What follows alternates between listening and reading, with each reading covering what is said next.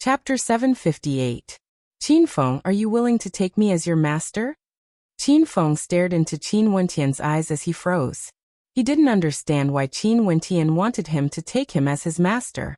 Big Bro Qin's talent in cultivation was extremely high, and he had a deep understanding of many aspects of the martial path. But before this, Big Bro Qin had no intentions of taking him as a disciple, and only wanted to guide him in cultivation. But now, he actually asked if Qin Wentian was willing to take him as his master. No, once I take him as my master, Big Bro Qin will never be able to leave. Qin Feng's heart suddenly trembled. After which, he stared at Qin Wentian and shook his head. Big Bro Qin, the matters here have nothing to do with you. You should leave quickly. Foolish brat, do you think they will spare me? Qin Wentian shook his head. In the past, he didn't want to interfere in the matters of Qin Feng's clan. But now things have already escalated to the extreme. In the past, he didn't accept disciples and only guided them. It wasn't that he didn't have the ability to accept Qin Feng as a disciple. In fact, regardless of his cultivation base or his life experiences, he was already qualified to be Qin Feng's master. But he knew that he wouldn't stay here for long and would leave sooner or later. If he accepted Qin Feng as his disciple, wouldn't that be wasting his time? But now he understood that this wasn't a big deal. As long as he didn't restrict Qin Feng from taking on others, everything would be fine. In addition, they already had a master-disciple relationship, and he truly liked the personality of this little fellow. As for strength and talent, it wasn't something that Qin Wentian considered. He only accepted disciples because of his own heart, not because he wanted to establish a sect. In addition, if he became Qin Feng's master, it would be perfectly justifiable for him to deal with these people. Qin Feng, are you willing or not? Qin Wentian stared at Qin Feng as he asked. Big Bro Qin. Qin Feng's eyes flickered as he knelt on the ground. Disciple pays his respects to master. Get up. Qin Wentian helped Qin Wentian up. In the surroundings, the spectators were all staring at Qin Wentian with smiles on their faces. How leisurely and carefree. Qin Zhao's ear-piercing voice rang out as he stared at Qin Wentian and Qin Feng. Since you refuse to come to your senses, my Qin clan will send you on your way. Qin Feng, since I'm your master, I can also be considered your sister's master. Since these people treated you and that last Qin like this, I'll use my own methods to deal with them. You shouldn't have any objections, right? Qin Wentian asked Qin Feng. Qin Feng's mouth opened slightly as he stared at Qin Wentian. Deal with them? If you don't say anything, I'll take it that you agree. Qin Wentian looked at Qin Xiao, who was in front of him. He took a step forward, and his whole body emitted an ice-cold aura. You're courting death. Qin Zhao's palms trembled as astral light flashed, preparing to unleash an attack. However, the spectators only saw Qin Wentian grabbing out in the air as a terrifying gigantic palm imprint materialized from the void, directly smashing towards Qin Xiao. Rumbling sounds of crushing pressure rang out. Qin Zhao's countenance instantly turned as pale as paper when he saw the appearance of the gigantic palm imprint. His attack was completely destroyed, and when the gigantic palm imprint slammed into his body, he had no way to move at all. Stay your hand. The others all shouted when they saw this scene. Qin Wentian's cold eyes swept over as the aura of a second-level ascendant gushed forth without the slightest concealment. An ice-cold tempest engulfed this entire space, and everywhere his gaze passed by, everyone could feel the anger radiating from that handsome young man. At this moment, his eyes gleamed with coldness, containing an unexcelled sharpness. Qin Xiao, who was being held down, felt a sense of suffocation. He had no way to imagine that Qin Wentian could actually be so powerful to such an extent. This was simply terrifying. Since you wish to kill me, you better be prepared to die. Qin Wentian icily spoke. After which, the gigantic palm imprint directly smashed downwards. Qin Zhao's body was directly flung through the air, without any signs of life. He was killed by Qin Wentian with a single strike. Qin Feng stood behind Qin Wentian, and when he saw this scene, he was completely dumbfounded. Big brother Wentian, he was actually so powerful? How dare you? The others all erupted forth. Although Qin Wentian was powerful, his cultivation base was only at the second level of celestial phenomenon. They weren't too afraid of him. After all, among them, there were 6 second-level ascendants and above, including 2 fourth-level ascendants. Kill. At this moment, a third-level ascendant took the initiative to launch an attack, blasting towards Qin Wentian. A terrifying golden stone platform appeared in the air, exuding boundless pressure that could suppress everything. Busy. A bright light flashed. Qin Wentian took out the demon sword strapped on his back. The sword hummed lightly, and in just an instant, a sword intent permeated the entire space. Qin Wentian lifted his hands and slashed out, slashing out a beam of sword light that directly slashed the space into 2. That terrifying golden stone platform that seemed to weigh 1,000,000 jin was directly cleaved into 2. Qin Wentian's body transformed into a beam of light as his constellation manifested, after which, the sword might from the heavens cascaded downwards, enveloping this entire space, containing an incomparably terrifying killing intent. The instant his sword slaughter constellation appeared, it instantly suppressed the constellations of the Qin clan. It was as though with the presence of the sword, all other types of energy lost their luster. Such a tiny and insignificant clan actually dared to scheme and plot against each other? Since you guys are courting death, I shall grant you your wish. As the sound of Qin Wentian's voice faded, a suppressive sword might slammed down from his constellation. The sword chi directly penetrated through the bodies of the Qin clan's experts, piercing through them like 1,000,000 swords.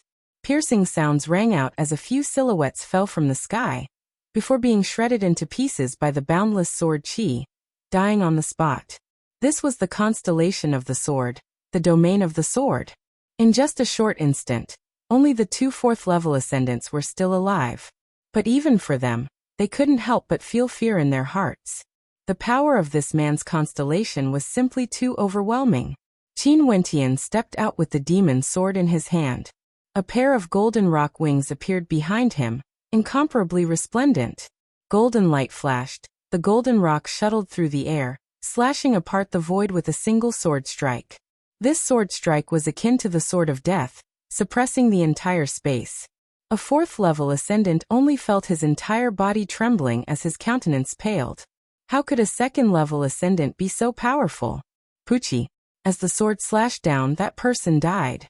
The last person was so frightened that he actually turned and fled. He who was at the 4th level of celestial phenomenon actually chose to retreat without a fight. You think you can escape? Qin Wentian laughed. Resplendent runic light circulated around his body, flowing towards his palms, terrifying to the extreme. After which, Qin Wentian lifted his palms and roared in rage, akin to the roar of a fiend god.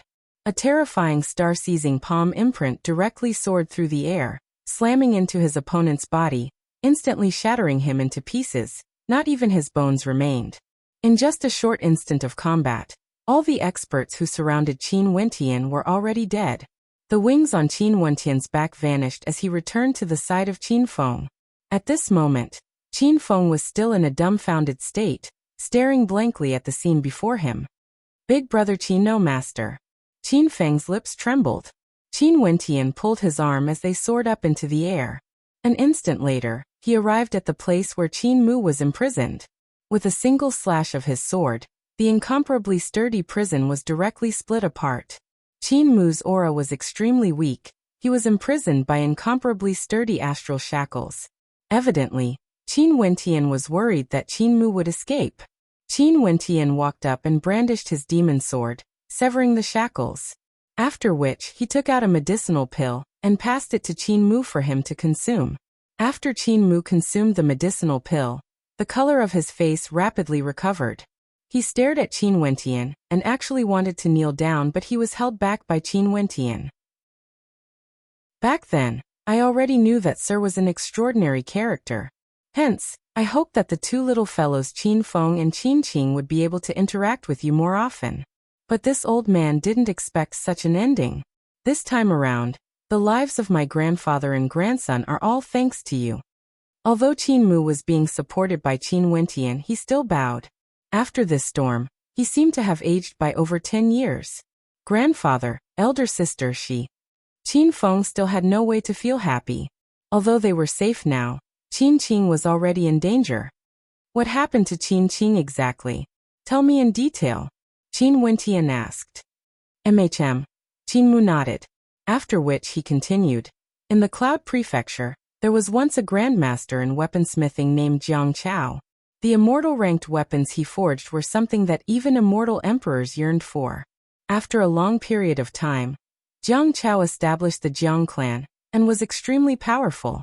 But because Jiang Chao was too arrogant, he offended a great enemy, and in the end, the two of them died together. After that, the Jiang clan encountered all sorts of changes and continued to decline. But even so, countless years later, the Jiang clan still exists in the Cloud Prefecture and is the sacred ground for weaponsmithing in the Cloud Prefecture. And now, an expert from the sacred ground of the Cloud Prefecture, the Jiang clan, will be coming to the worry-free city. This matter caused a huge commotion, and in order to seize this opportunity to befriend the Jiang clan, the city lord Manor spared no expense. Back then, Xie Yu once participated in the battle and obtained the Heaven Demon Oracle Bone as a gift. Although the Jiang clan doesn't lack such items, it was more suitable for him to give them a gift. Other than that, the city lord Manor gathered beauties from all over the worry-free city to welcome the Jiang clan as an escort. That bastard Qin Xiao actually recommended Qin Qing. He knew that I wouldn't agree, and hence, he had a conflict with the city lord Manor and was injured. The city lord Manor forcefully brought her away? Qin Wentian asked. In order to curry favor with the Jiang clan. Why would the city lord Manor care about a mere Qin clan in the worry-free city? What I'm most worried about is that Qin Qing would be chosen by the Jiang clan. It's definitely not a good thing for an escort to be valued. Qin Mu's eyes were filled with worry. Given Qin Qing's personality, if she was chosen, she would definitely not try to please the Jiang clan. If this was the case, the result would be too worrying. Let me think of a solution for this matter. Qin Wentian sighed in his heart. The Jiang clan and the city lord Manor were both major powers. But since that last Qin Qing was taken away, he had no choice but to care about it.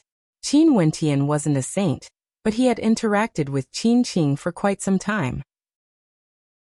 He couldn't ignore the life or death of that kind-hearted, beautiful young girl. Even if he might encounter danger, he couldn't ignore it. Chapter 759.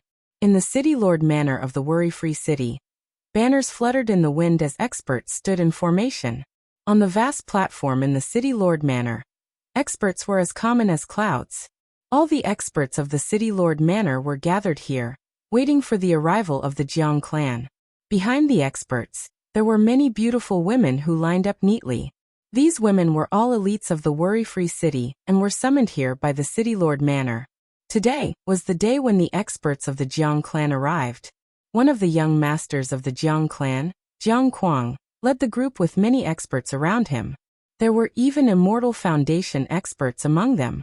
For a small city like the worry-free city, if the Jiang clan was unhappy, they could destroy it with a wave of their hands. How would the city lord of the worry-free city dare to be disrespectful? Other than the city lord Manor, the other immortal rank powers of the worry-free city were all here as well.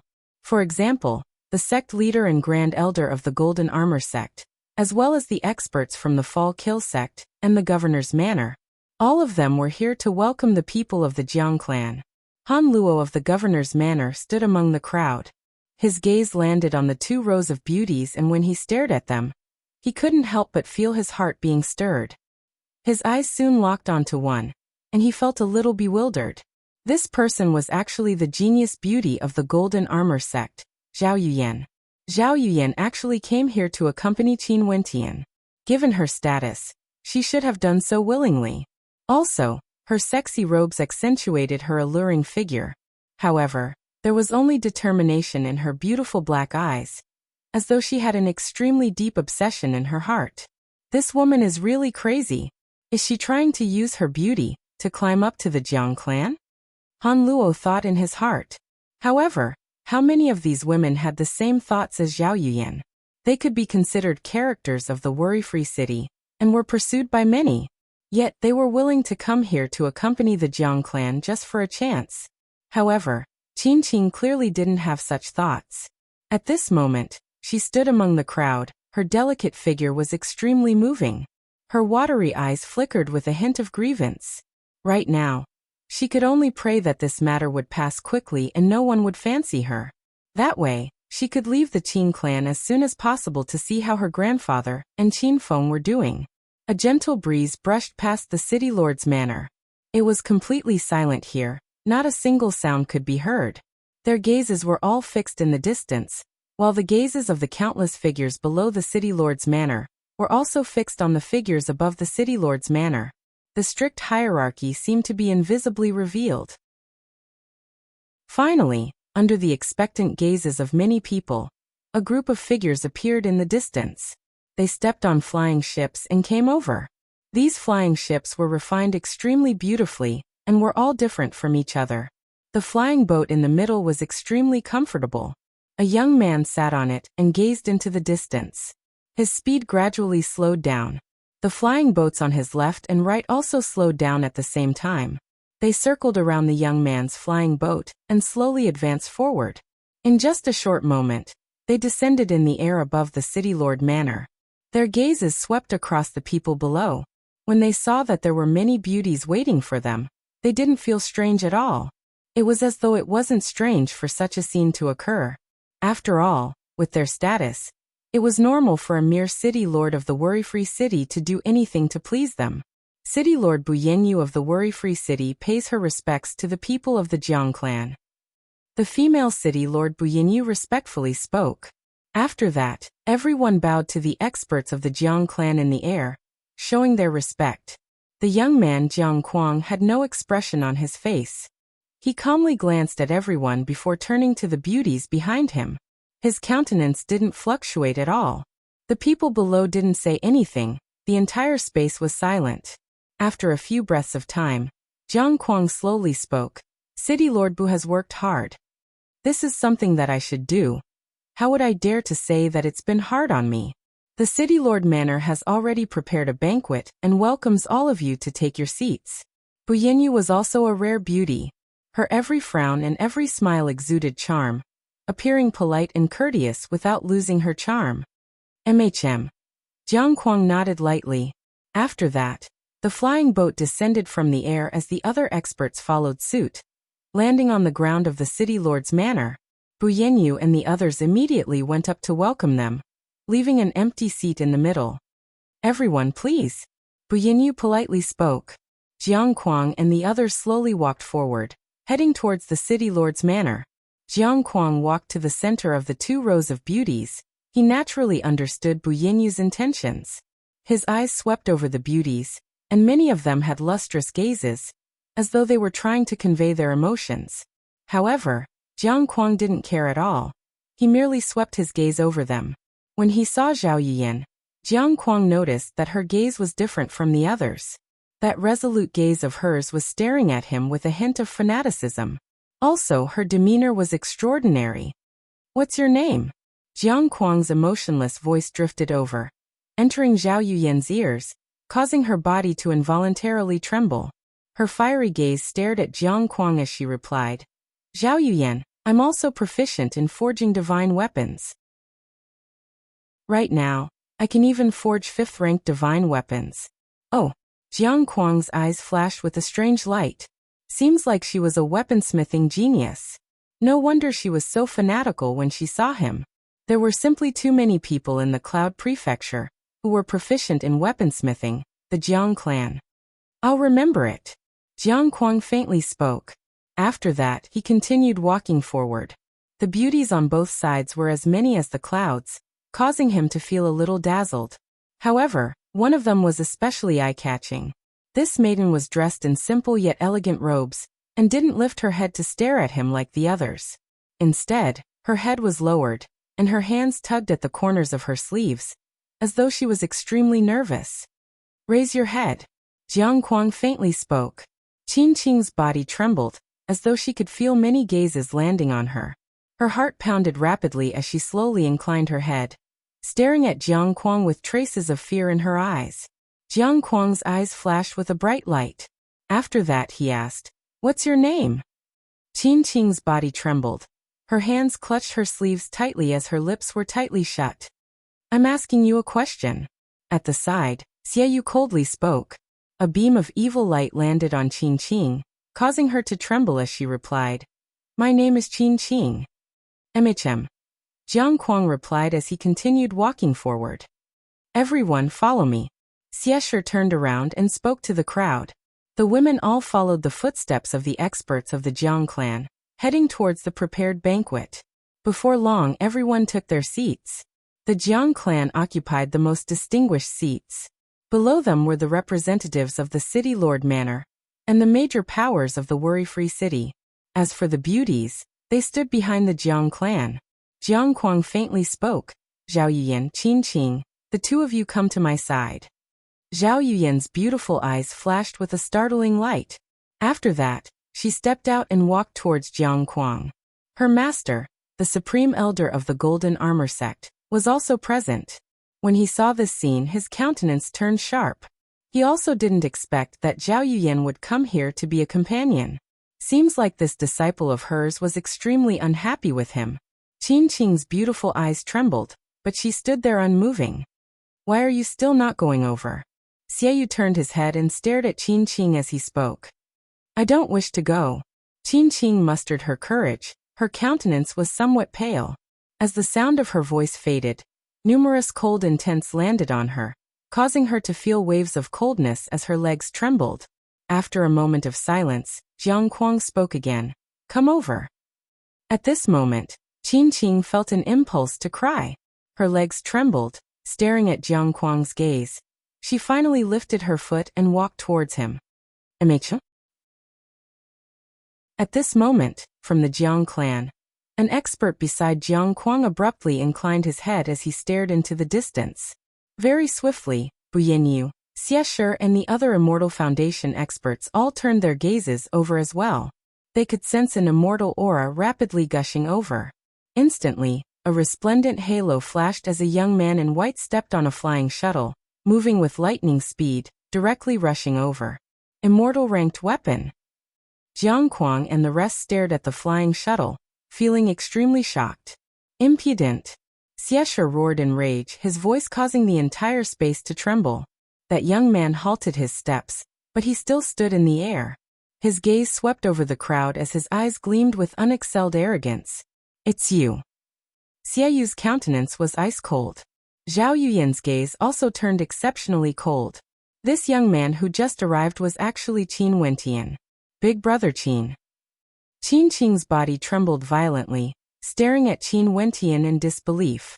At this moment, Qin Wentian had an immortal sword in his hand as he stood on an immortal shuttle.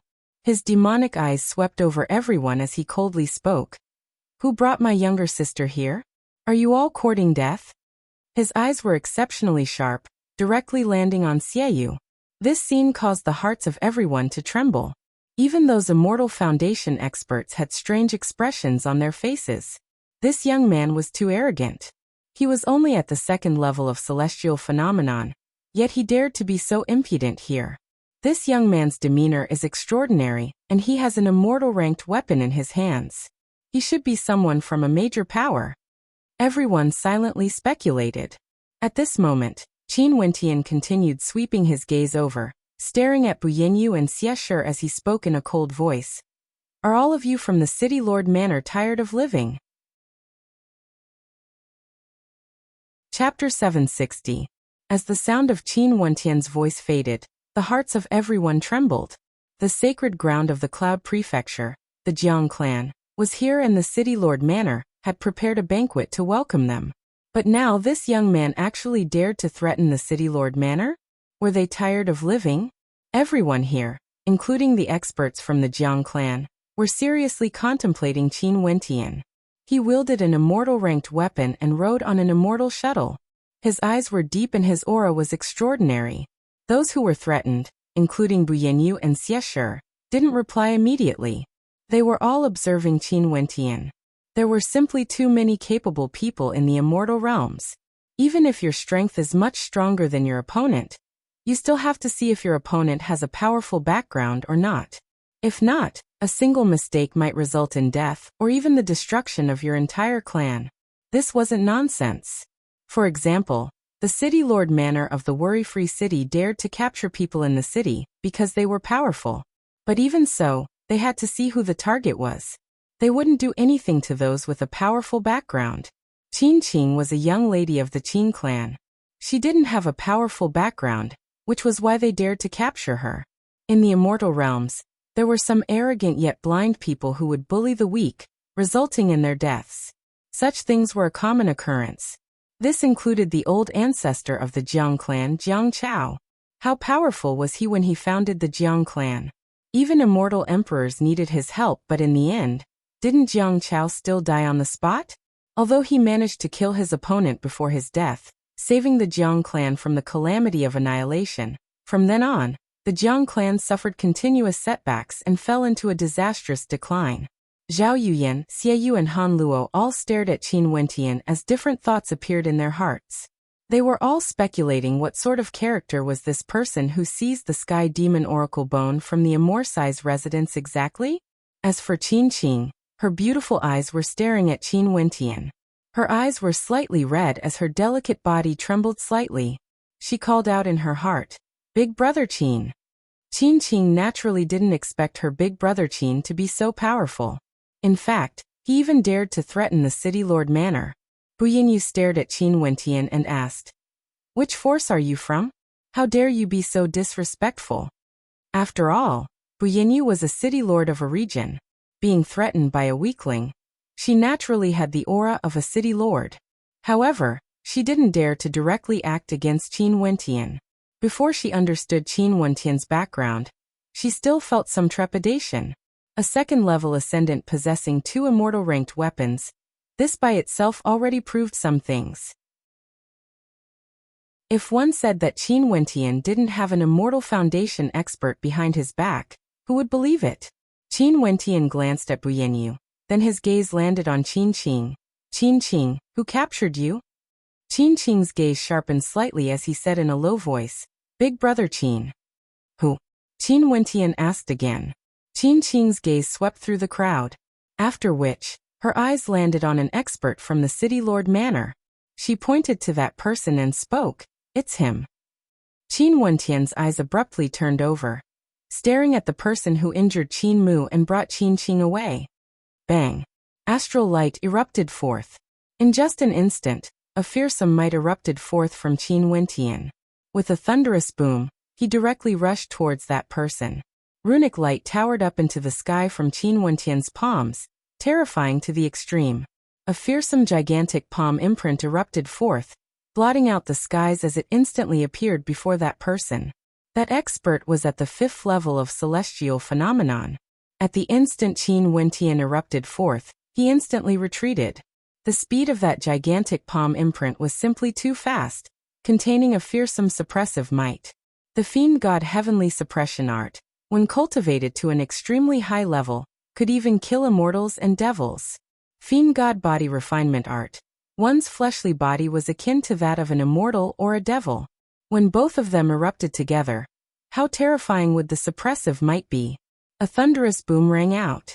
That person was caught off guard, and was directly coughed out fresh blood. His countenance drastically changed, only to see a flying shuttle flying past him. With a piercing sound, fresh blood flowed out as his head was directly separated from his body. He died on the spot, killed by Qin Wentian. This sudden scene caused the eyes of everyone to gleam with sharpness. What an arrogant fellow, he actually dared to kill someone in public in such a setting. The city lord of the worry-free city, Bu Yinyu and her husband, Xie Shi, were both immortal foundation experts. They completely had the ability to stop Qin Wentian, but they didn't. It was as though they wanted to see clearly what sort of divine existence this young man was exactly. From Qin Wentian's body, they could see a terrifying attacking method that was definitely an immortal-ranked innate technique. The runic light circulating around his body caused his body to exude a sharp pressure. Most probably, it's an extremely tyrannical body refinement technique. His palms are also filled with runic light, seemingly indestructible. It's as though his body of flesh and blood has become incomparably mystical, exuding a fearsome divine might. He must have cultivated an extremely powerful cultivation art. Up until now, everything Qin Wentian displayed was extraordinary. Right now, Buyenyu was 90% sure that Qin Wentian came from a major power. Not only for Buyenyu, the others felt the same way as well. The experts of the Jiang clan from the sacred ground are here. There's actually someone who came to the City Lord Manor to cause trouble. City Lord Bu, you should at least say something. At this moment, a voice rang out. The person who spoke was none other than the Supreme Elder of the Golden Armor Sect, the Master of Zhao Yuyan. He naturally knew of Qin Wentian. When Qin Wentian appeared here, his heart trembled. Back then when he used his immortal sense to protect Zhao Yuyan against Qin Wentian, Wuxia directly used his immortal sense to enter his sea of consciousness, easily destroying him. How could he not understand that Qin Wentian might have an extremely terrifying background? At this moment, if the City Lord Manor acted against Qin Wentian, the entire manor would most probably be razed to the ground. The Supreme Elder of the Golden Armor Sect clearly didn't have any good intentions. Mother, back then it was precisely this man who participated in the Amorsi's residence and obtained the Sky Demon Oracle Bone. The immortal sense of the Supreme Elder of the Golden Armor Sect appeared, and he recognized this man. After that, a mysterious white-robed young man appeared, and with a single word scram, that old fellow's immortal sense vanished. Although Xieyu's personality was evil, when he saw how domineering Qin Wentian was, how could he not know that Qin Wentian had sinister intentions? Buyenyu stared at Qin Wentian, feeling even more certain of her guess. Seems like the Supreme Elder of the Golden Armor Sect might know something. In that case, if this was the case, this mysterious young man in front of her might be from a supreme power from the outside world. A power that her City Lord Manor couldn't afford to offend. Sir, who are you exactly? Why did you come to my City Lord Manor to cause trouble? Buyenyu stared at Qin Wentian as she continued to speak. Qin Wentian still ignored her. He coldly glanced at her before shifting his gaze onto Jiang Kuang. I shouldn't have come here to disturb the Jiang clan. However, my younger sister was forcefully brought here by the City Lord Manor, and I can only come here to bring her back. Can the Jiang clan give me some face? The reason why Qin Wentian came so domineeringly was because he wanted to create a false impression that he had an extremely powerful background. In this immortal realms, it was common for the weak to bully the weak. Only when others felt that you had a powerful background would they not dare to touch you. In addition, he had an immortal ranked weapon and immortal arts on him. His attacks were extremely terrifying, easily creating a false impression. Naturally, he had no choice but to do this. If he wanted to save Qin Qing, he could only do this. There was no other way. Naturally, there's no problem. Jiang Kuang, who had been silent all this while, was observing Qin Wentian. Since Qin Wentian knew their identities, he still dared to be so impudent. He truly wanted to know what sort of character this person was. However, at the very least, you have to tell me who you are first. If not, what qualifications do you have to ask me for Qin Qing? The 3 words "who are you" from Jiang Kuang's mouth wasn't simply a simple inquiry of Qin Wentian's name. What a joke. Could it be that a second-level ascendant could rely on his tyrannical combat prowess to bring Qin Qing away from him, Jiang Kuang, just by killing a single person? If that was the case, wouldn't the Jiang clan have no weight at all? No matter who Qin Wentian was, even if he had a powerful background, if he wanted to bring Qin Qing away, just based on what Qin Wentian had done, it was far from enough. The atmosphere fell into silence once more.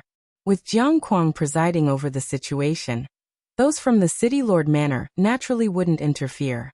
They originally hoped that this would be the case. In that case, their City Lord Manor would be able to completely separate themselves and not offend either side. Everything was supported by the Jiang clan. If this arrogant young man didn't have an even stronger background, not only would he have no way to bring Qin Qing away from the eyes of the Jiang clan, it would be a problem even if he himself could leave. Are you unwilling to release Qin Qing? Qin Wentian's countenance turned cold, yet he was silently contemplating in his heart. After all, this Jiang Kuang was someone from the Jiang clan. How could he allow him to bring Qin Qing away so easily? If the City Lord Manor felt some trepidation towards his domineering performance, the Jiang clan might not feel the same. After all, they could be considered a peak power in the entire Cloud Prefecture. It would be better if Qin Qing wasn't noticed. However, Qin Qing was coincidentally noticed by Jiang Kuang. That would have to depend on whether you have the qualifications to make me release her. A sharp light flashed in Jiang Kuang's eyes. He stared at Qin Wentian. He had just entered the banquet in the City Lord Manor, and there was already someone who came to cause trouble. He really wanted to see how much confidence Qin Wentian had exactly. Chapter 761. Qin Wentian could clearly see the provocation in Jiang Kuang's eyes. To Jiang Kuang, how could he release Qin Wentian so easily? My younger sister was brought here by someone from the City Lord Manor. She has nothing to do with the Jiang clan. If you are willing to release her, I, Qin, will remember this favor. Qin Wentian stared at Jiang Kuang as he spoke again. However, Jiang Kuang only laughed and shook his head, not releasing. Qin Wentian's eyes gleamed with coldness, becoming incomparably sharp. A powerful aura gushed forth from him as he stepped forward and coldly spoke. Since you are asking me if I have the qualifications, I will grant you your wish. A terrifying battle intent gushed forth from him, gushing towards Jiang Kuang. Jiang Kuang's cultivation base was at the 5th level of celestial phenomenon, 3 levels higher compared to Qin Wentian. Not only that, as a young master of the Jiang clan, there was no doubt that Jiang Kuang's combat prowess was extremely powerful. That 5th level ascendant from the City Lord Manor couldn't be compared to him. And at this moment, the battle intent gushing forth from Qin Wentian was undoubtedly a form of provocation towards Jiang Kuang. A declaration of war. Under such circumstances, Qin Wentian actually dared to declare war against Jiang Kuang in front of so many people. Big brother Qin. Qin Qing's eyes turned slightly red, feeling moved in her heart. She had heard from Qin Wentian before that Qin Wentian came from a particle world and didn't have any powerful background. Coming here in such a domineering manner was merely a method to confuse his enemies. This was extremely risky, but Qin Wentian actually didn't hesitate to do so for her. In addition, Qin Wentian's strength was truly powerful. Back then that person who injured her grandpa was easily slain by him. Big brother Qin is such a good person and his talent is so high. Please don't let anything happen to him because of me. I'd rather die myself. Qin Qing mused. The eyes of the fragile young girl at this moment gleamed with a resolute light. She had implicated her grandpa and Qin Feng back then. This time around, she must not implicate Qin Wentian as well. A powerful astral wind tore apart the space. Qin Wentian's aura surged as his long black hair danced wildly in the wind. His entire being was incomparably demonic. Resplendent runic light circulated around his body, as though he was clad in a fiend god armor, exuding an unexcelled might. Beside Jiang Kuang, quite a few people stood up. A terrifying immortal might gushed forth, enveloping Qin Wentian. However, at this moment, Jiang Kuang also stood up. He lifted his hand, indicating for the people beside him to stop. As for himself, an incomparably sharp aura gushed forth. His entire person was like a supreme killing weapon, exuding a terrifying destructive might. 2nd level celestial phenomenon? Jiang Kuang coldly laughed. Although Qin Wentian had instantly killed a 5th level ascendant, he still didn't place Qin Wentian in his eyes.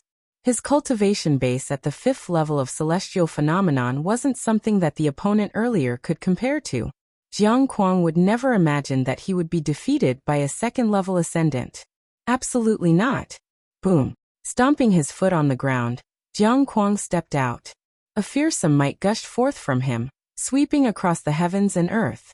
His entire body circulated with a jet-black glow, terrifying to the extreme. Rumble. Qin Wentian lifted his palms and blasted out towards Jiang Kuang, who was soaring in the air. The star-seizing great palm imprint blotted out the skies, incomparably gigantic, as though a single strike from it could shatter the entire space. That gigantic palm imprint instantly enveloped Jiang Kuang as it smashed downwards. A pitch-black ferocious spear materialized in Jiang Kuang's hands. Destructive qi circulated around the tip of the spear, as Jiang Kuang abruptly stabbed out towards the gigantic palm imprint. It was as though an incomparably terrifying amount of destructive energy was gathered at a single point, slamming into the gigantic palm imprint. With a thunderous boom, The gigantic palm imprint was directly shattered into pieces. However, that destructive black light continued to wreak havoc in the air. Evidently, Qin Wentian didn't think that he would be able to defeat Jiang Kuang, who was at the 5th level of celestial phenomenon, with a single strike. When he blasted out that attack, his energy was already frenziedly accumulating. The light circulating around his body grew even more resplendent. After absorbing the Sky Demon Oracle Bone, his fleshly body grew even more terrifying. His entire body seemed to be made of copper and steel, with numerous runic inscriptions circulating around it. It was as though his body was a tyrannical divine weapon. The Fiend God Body refinement art was used to forge a true Fiend God Body. Your attack is too weak. Jiang Kuang stood in the air as he roared at Qin Wentian. As the sound of his voice faded, Qin Wentian's palms blasted out once more. At this instant, an even more resplendent palm imprint covered the entire space. The light circulating around it caused the hearts of those who saw it to tremble. Rumbling sounds rang out. Jiang Kuang coldly snorted. The grayish qi around the spear in his hands frenziedly circulated as he blasted out once more, shattering the gigantic palm imprint into pieces. Just a mere 2nd level ascendant. How can his attack threaten young Master Jiang Kuang? An expert from the Jiang clan stood below, staring at the two of them as he emotionlessly commented. That's right, this man truly doesn't know the immensity of death. The spectators all voiced out their agreement. However, many understood in their hearts that Qin Wentian's strength was already extremely tyrannical. If their positions were switched, Qin Wentian would be at the 5th level of celestial phenomenon, while Jiang Kuang was at the 2nd level of celestial phenomenon. Most probably, Qin Wentian would be able to kill Jiang Kuang with a single strike. However, Jiang Kuang clearly had no way to kill Qin Wentian with a single strike. Qin Wentian's countenance was resolute. There were no fluctuations in his expression. His palms blasted out once more, shaking the heavens and earth. Numerous terrifying palm imprints could destroy everything, collapsing the entire space. These palm imprints actually fused together, transforming into an even greater towering palm imprint that could suppress everything, exuding boundless might. Jiang Kuang frowned. That gigantic palm imprint in the air seemed to be able to be split into many different palm imprints. Each palm imprint contained the might of the earlier attack, and now that they were stacked together, it was unknown how many times stronger it was. But even so, would it be useful? This would only cause him to put more effort into this battle. A terrifying black light circulated around Jiang Kuang's body as numerous ferocious spears appeared around him, exuding a terrifying corrosive energy. Go! Jiang Kuang roared. The numerous ferocious spears seemed as though they wanted to penetrate through the void, soaring through the ages. Boom, boom, boom. The terrifying spears slammed into the gigantic palm imprint in the air, unceasingly causing cracks to appear on the palm imprint. Finally, with a thunderous boom, the gigantic palm imprint shattered into pieces. A cold smile appeared on Jiang Kuang's face. This should be your limit soon, right? Jiang Kuang coldly spoke. If this was the case, he had absolute confidence that he would be able to kill Qin Wentian right here and now. But at this moment, he saw Qin Wentian's body growing larger. In addition to the fiend god armor circulating around him, Qin Wentian resembled a true fiend god. His eyes gleamed with a cold light, causing people to tremble in fear. Limit? It's still too early for that. Qin Wentian laughed. It was still the same gigantic palm imprint he blasted out earlier. But this time around, the size of the palm imprint was even greater, and the might contained within was even more terrifying. It could truly be said to be world-shaking. Preposterous. Jiang Kuang was somewhat angered. A terrifying black light circulated frenziedly around him as cracking sounds rang out from his body. It was as though he had become even more imposing. Countless strands of long hair coalesced together, transforming into a supreme long hair. He stared at Qin Wentian in the air as he coldly spoke. You have been attacking me all this while. It's about time for you to have a taste of my attacks. I'm not free. Qin Wentian roared. His palms could pluck the stars and seize the moon as he attacked once more. Instantly, the might of his attacks erupted forth. Such explosive power was sufficient to shock many people. Is that so? Jiang Kuang was finally enraged. At the start, he was only probing out with his attacks, wanting to humiliate Qin Wentian, and let him understand that a second-level ascendant wasn't enough. But at this moment, he discovered that Qin Wentian's strength was beyond his expectations. He was 3 levels above Qin Wentian, and yet he was still in a defensive state. If this continued on, he would be in an even more passive position. Jiang Kuang had to take the initiative to attack. Boom, boom, boom. Numerous incomparably gigantic palm imprints slammed down from the sky. Jiang Kuang unceasingly defended against them. The tyrannical might of the attacks caused the entire space to tremble as flames gradually appeared in the air. Even with such offensive power, he is still in a passive position. Jiang Kuang felt extremely unhappy in his heart. Young Master Jiang Kuang is actually still playing with him? From my point of view, he should just finish him off directly. The spectators below whispered, yet they didn't know that at this moment, Jiang Kuang was also under immense pressure. At this moment, numerous silhouettes of Qin Wentian appeared in the air. It was as though there were tens of thousands of them attacking at the same time.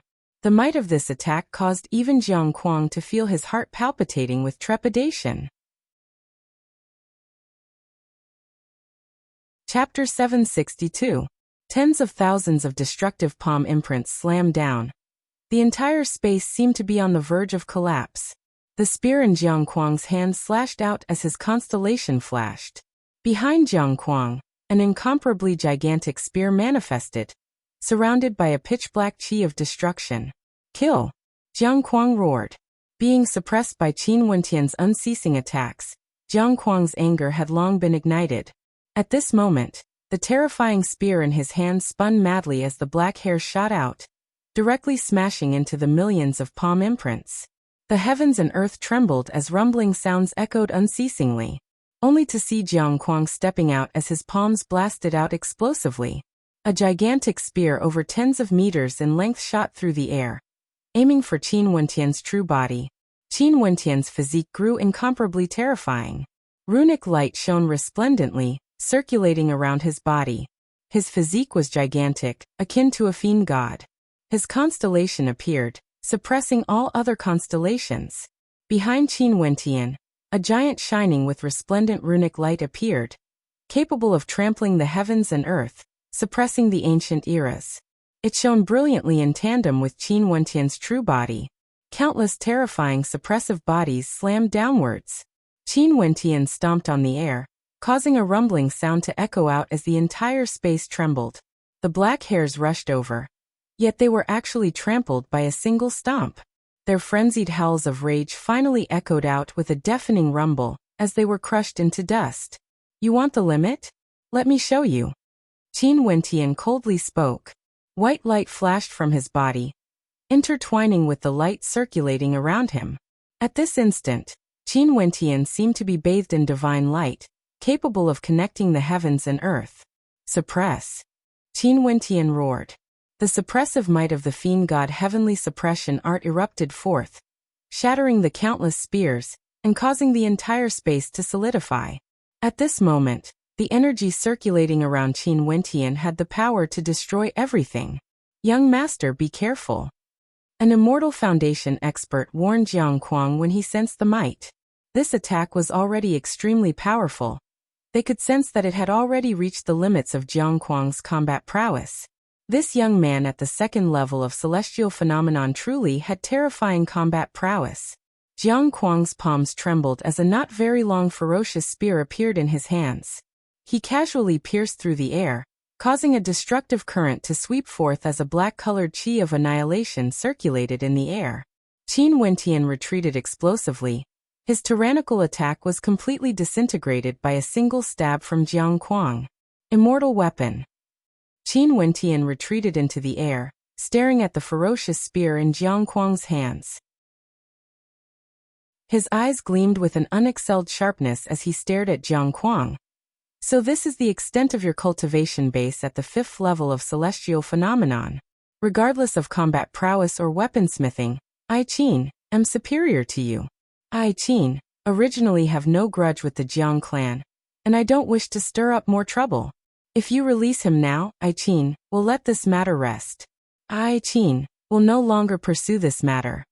Qin Wentian's voice was as domineering as ever. It wasn't that he was extremely confident, but rather, it was because he deeply understood a logic. In the immortal realms, if he appeared to be weak and had no confidence, let alone fighting against Jiang Kuang, he wouldn't even be able to walk to Jiang Kuang's side. Only by bringing out an air of arrogance that belonged to you would you be able to gain the respect of others. Naturally, the prerequisite was that you must have sufficient strength to match the domineering aura you displayed. If not, how would you be able to shock the experts at the banquet? And as expected, after personally witnessing Qin Wentian's combat prowess, the people of the Jiang clan regarded Qin Wentian with even more respect. With such combat prowess, if someone said that he wasn't a genius from a major power, they wouldn't believe it. Looking at the age of this person, he shouldn't be too old, he should be below 40 years of age. Jiang Kuang inclined his head. He similarly stared at Qin Wentian. In a battle of 3 levels, he was actually at a disadvantage. This wasn't something glorious at all. Your combat prowess isn't bad, but if it's merely this, I still don't wish to hand her over. Jiang Kuang stared at Qin Wentian. Today, he definitely wanted Qin Wentian to reveal his origins. If he didn't, he can forget about bringing the woman away. Jiang Kuang didn't care about Qin Wentian's strength. The Jiang clan wasn't merely powerful in the Cloud Prefecture. Right now, they still maintained a very good relationship with many major powers. Even if Qin Wentian really came from a power that even the Jiang clan couldn't afford to antagonize, those major powers wouldn't act against them for such a minor matter. In addition, if Qin Wentian really had such capabilities, he would have already said it. Why was there a need for him to act like this? In fact, Jiang Kuang even thought that maybe the power Qin Wentian was weaker than his Jiang clan. Hence, he didn't dare to speak. And precisely because of this, he definitely had to force Qin Wentian to speak. If not, Qin Wentian wouldn't be able to bring the woman away. Are you sure you want to do this? Qin Wentian coldly asked. His cold eyes stared at Jiang Kuang, containing a coldness that would cause the hearts of others to tremble. Yes. Jiang Kuang nodded. Fine. Qin Wentian spat out a word. Right now he was exceptionally calm. A bright light flashed as Qin Wentian stepped towards Qin Qing. Wanting to snatch the woman away directly? Jiang Kuang's eyes flashed with mockery. The ferocious spear in his hand stabbed out once more as boundless destructive qi frenziedly gushed towards Qin Wentian. It was as though this entire space was about to be destroyed. Qin Wentian stepped on the immortal shuttle, arcing through the air in a beautiful arc, as fast as lightning. A third eye appeared in the center of his brows, directly piercing through Jiang Kuang's vision. Instantly, a terrifying constellation appeared in Jiang Kuang's sea of consciousness, as a terrifying golden body bore down on him. At this instant, his mind violently shuddered. The demon sword slashed through the air, piercing towards Jiang Kuang with the speed of lightning. The humming demon sword instantly erupted forth with a fearsome killing intent. You dare! The Immortal Foundation experts in the surroundings roared when they saw Qin Wentian actually daring to unleash killing intent. Even before they arrived, their immortal might had already descended. However, at this moment, Qin Wentian directly slammed his palm onto his body. At this instant, a true immortal might circulated around him, as though he was clad in a layer of immortal armor. Even when Jiang Kuang's ferocious spear pierced into his body, he didn't move at all. Stepping on the immortal shuttle, he directly dashed towards Jiang Kuang. Impudent! An Immortal Foundation expert from the Jiang clan blasted out a terrifying finger attack, blasting onto Qin Wentian. However, the immortal armor on Qin Wentian's body emitted a crisp cracking sound, as though it was about to shatter. Yet, it wasn't completely destroyed. The immortal armor directly blocked this attack for him as he continued flying towards Jiang Kuang. The speed of the immortal shuttle was too fast, so fast that in the blink of an eye, he already appeared before Jiang Kuang. Jiang Kuang's countenance drastically changed when he saw that his attack was useless against Qin Wentian. At this moment of life and death, he didn't even have the time to take out any other treasures. Everything happened too quickly. Puchi! How sharp was the demon sword! When it pierced into Jiang Kuang's body, it was like slicing through tofu, directly penetrating into his body, instantly destroying his life force. No! Jiang Kuang's countenance was filled with terror as he screamed in a frenzy. The people at the banquet all stood up abruptly. At this instant, they only felt a chill running through their bodies as they shivered. At this instant, they truly felt extremely cold. Today was the day the City Lord Manor held a welcoming banquet for the Jiang clan. As the leader of the Jiang clan, Jiang Kuang was actually going to be killed in the banquet? All of you stay your hands. A cold voice swept through the air. Qin Wentian's sword was already pressed against Jiang Kuang's heart. The runic armor on his body was already completely shattered, and he was already surrounded by the experts of the Jiang clan. These people all erupted forth with fearsome might as their hair fluttered in the wind. Their eyes were incomparably cold as they stared at Qin Wentian. They could feel their hearts pounding madly as they stared fixedly at the sword stabbed into Jiang Kuang's heart by Qin Wentian. Release him. An Immortal Foundation expert waved his hand, causing the entire space around him to be sealed. Chi-chi. Light sounds rang out. This was the sound of the sword rubbing against flesh. Qin Wentian grabbed onto Jiang Kuang with one hand while the sword in his other hand pierced deeper, aiming for Jiang Kuang's heart. At this moment, Jiang Kuang was already scared silly, like a wooden chicken. Never in his wildest dreams would he have imagined that this man could take his life in an instant. Not only that, he actually dared to do so. Make way. Qin Wentian pushed Jiang Kuang's body forward. Those experts were all panting as their powerful auras fluctuated intensely. But as Qin Wentian advanced step by step, they instinctively opened up a path. Nobody dared to obstruct him. This was a madman. He actually dared to use such a ruthless method in front of so many Immortal Foundation experts. He would definitely dare to kill Jiang Kuang. Release me and the matter earlier will be written off. Jiang Kuang only felt his heart turning cold. He was scared silly, truly scared silly. He had never seen such a ruthless person before. Qin Wentian merely glanced at him coldly, not saying a word. This was the worst-case scenario. Before he came here, he had already made his preparations. He had many treasures left behind by the immortals of the War Immortal Palace, and should be able to suppress Jiang Kuang's life in an instant. If these people of the Jiang clan didn't release Jiang Kuang, he would do the same as now, directly kill him. Qin, come over. Qin Wentian walked to the side of Qin and spoke to him, who was still in a daze. Qin returned to her senses, and directly stepped onto Qin Wentian's immortal shuttle. Those Immortal Foundation experts surrounded them once again. Sir, you can release the young master now. You can leave now. The immortal shuttle directly arced through the air, speeding towards a certain direction. His demon sword hummed in Jiang Kuang's body as Jiang Kuang screamed in agony. His life force was unceasingly being destroyed. Those around him were stunned. Nobody dared to block Qin Wentian. The immortal shuttle directly arced through the air, speeding away. Chase.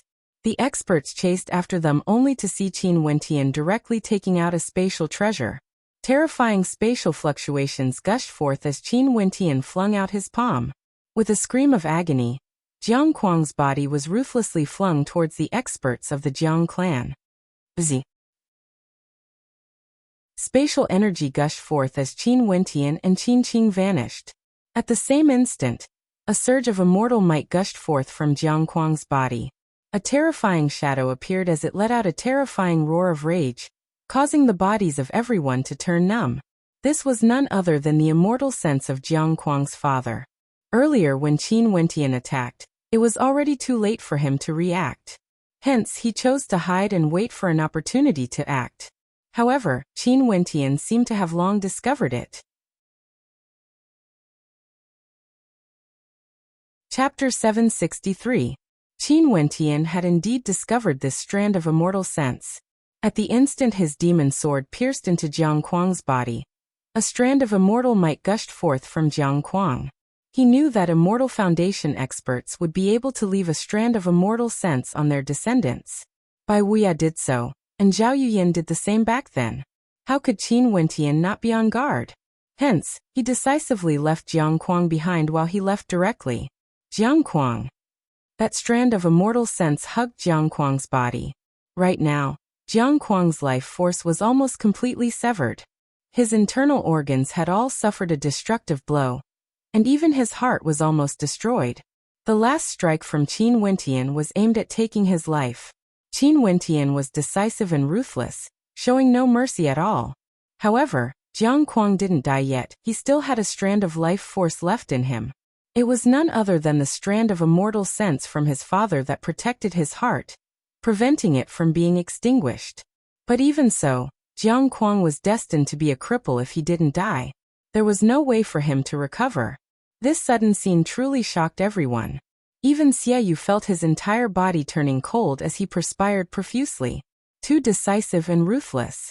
Jiang Kuang completely held the advantage, and there was even an immortal foundation expert beside him. They all thought that as long as Jiang Kuang didn't relent, Qin Wentian wouldn't be able to bring Jiang Kuang away. In fact, even Qin Wentian himself wouldn't be able to leave this place. However, everyone underestimated the trump cards Qin Wentian had, as well as his decisiveness and ruthlessness.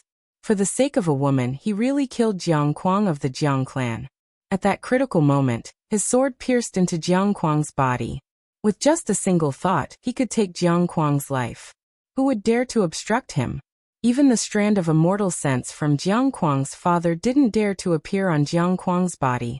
The moment it appeared, Jiang Kuang would die without a doubt. And it was precisely this kind of madness that gave Qin Wentian a glimmer of hope, allowing him to bring Jiang Kuang away. He simply doesn't want his life. Han Luo, who was in the governor's manor, felt his heart trembling. This was too crazy. Earlier, if Qin Wentian made the slightest mistake, his life would most probably end here. For the sake of a woman, was it worth it to take such a risk? There weren't many people like Qin Wentian. With his cultivation base at the second level of celestial phenomenon, he forcefully fought against Jiang Kuang, who was at the 5th level of celestial phenomenon. Not only that, Jiang Kuang was the first to take out an immortal ranked weapon.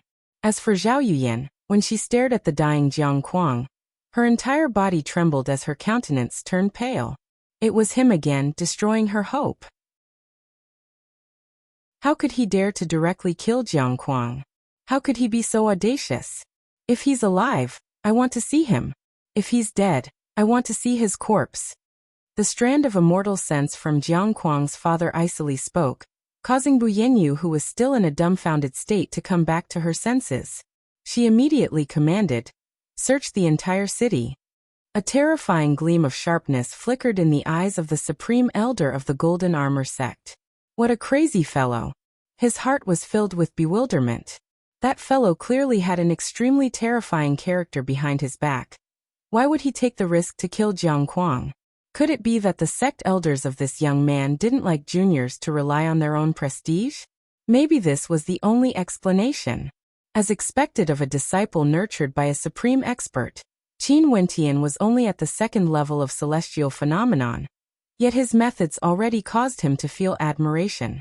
If he was in Qin Wentian's position, he would definitely not dare to do this. This was the consensus of everyone here. No one would dare to imagine that Qin Wentian would actually do this. Qin Wentian did this because he had no other choice. He had to save Qin Qing no matter what. Hence, he came to the City Lord Manor in such a domineering manner, creating a false impression, causing the Jiang clan to release Qin Qing out of fear. To the Jiang clan and Jiang Kuang, Qin Qing was insignificant. Releasing her wouldn't affect them at all. As long as Jiang Kuang released her, he would leave immediately. But since Jiang Kuang refused to release her, he could only act himself. And given his strength, in the City Lord Manor where experts were as common as the clouds, he would definitely die if he fought head-on. Hence, he grabbed hold of an opportunity and killed Jiang Kuang before bringing Qin Qing away. Naturally, to do all this, he still couldn't do without the spoils of war he plundered from the experts from the War Immortal Palace back in the particle world. For example, that defensive treasure was an immortal ranked treasure that could only be activated once and was exceedingly valuable. In order to save Qin Qing, he had no choice but to use it. The long-distance teleportation treasure was an exquisite scroll that could teleport a distance of tens of thousands of miles. Qin Wentian and Qin Qing directly appeared in another location in the worry-free city. Intense spatial fluctuations ravaged the area, causing Qin Qing's footsteps to be unstable. Qin Wentian grabbed hold of her and soared into the clouds, not daring to stay for even a moment longer. Even a distance of tens of thousands of miles wasn't considered much to Immortal Foundation experts. They had to leave the worry-free city in the shortest time possible. The Immortal Shuttle was a speed-type Immortal-ranked weapon. It was as fast as lightning. Qin Qing was pulled along by Qin Wentian. Her beautiful eyes stared at Qin Wentian as warmth filled her heart. However, she didn't say any words of gratitude. She would never have imagined that Qin Wentian would actually do such a crazy thing for her. Big brother Qin, Grandpa and Qin Feng. Qin Qing spoke in a low voice.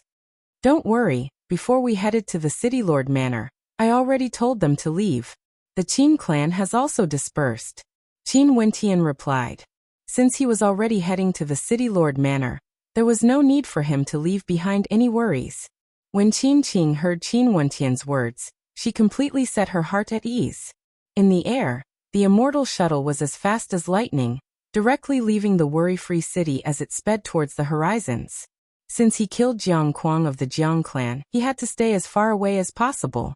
Even the area of tens of thousands of miles outside the worry-free city wasn't safe. The Immortal Realms were boundlessly vast. It wouldn't be so easy for the Jiang clan to find him. Jiang Kuang's death caused a huge wave of commotion in the worry-free city. The entire city was in an uproar, and the City Lord Manor was searching for him. Even chickens and dogs weren't able to rest in peace. The people of the worry-free city also heard that the young master of the Jiang clan, Jiang Kuang, who came to the worry-free city domineeringly, and was personally welcomed by the various major powers of the worry-free city, was actually killed on the first banquet. As for whether he died or not, it was still unknown. The news was sealed, but the Jiang clan was completely enraged. The City Lord Manor was under immense pressure.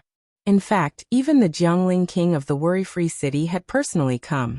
The Jiangling country controlled many cities, and the Jiangling king of a country could be said to be a feudal vassal. But now that the young master of the Jiang clan almost died in the Jiangling country, he, as the Jiangling king, couldn't rest in peace. Hence, he came to cooperate with the Jiang clan to capture Qin Wentian. Very swiftly, Qin Wentian's arrest warrant was circulated throughout the entire Jiangling country. But to Qin Wentian, he had no idea about all of this. In a mountain range tens of thousands of miles away from the worry-free city, there was a stretch of jade-green mountain peaks. On one of the ancient peaks, there were a few simple-looking rooms. Outside the rooms, there was a stretch of lush greenery, with ancient trees towering into the skies. At the edge of the cliff, 3 silhouettes could be seen. One of them was currently practicing his fist arts. It was none other than Qin Feng. The other person was sitting cross-legged, facing the cliff as he breathed in and out. This person was none other than Qin Wentian. Other than them, there was also a young girl sitting not far away, silently observing the two of them. Naturally, this was none other than Qin Qing. During this month, Qin Feng's improvement is truly swift. He's already breaking through to the 9th level of Yuanfu, and has even comprehended a mandate. Big brother Qin's comprehension of the martial Tao is truly profound. No wonder he's so powerful. Qin Qing felt joy in her heart when she saw Qin Feng's improvement. If only her big brother Qin could stay by their side forever. In that case, he could continue to teach Qin Feng and she could cook food for him to eat. Qin Qing, why are you in a daze? Qin Mu walked over and sat beside Qin Qing. I'm thinking how good it would be if big brother Qin could stay here forever. We are truly fortunate to be able to meet big brother Qin. Qin Qing held her head in her hands as she smiled.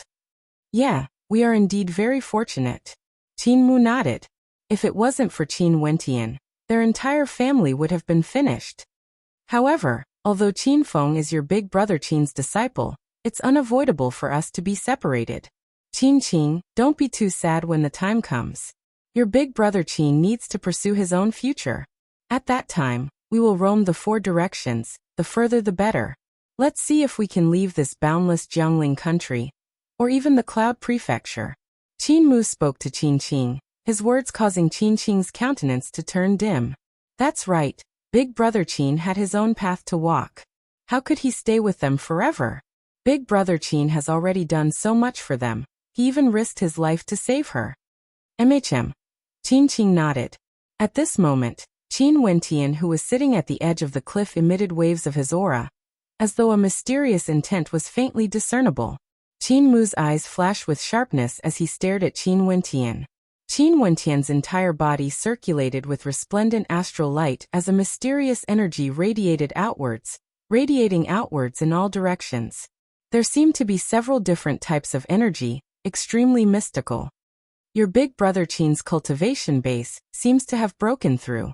Seems like he's about to step into the third level of celestial phenomenon. Qin Mu mumbled.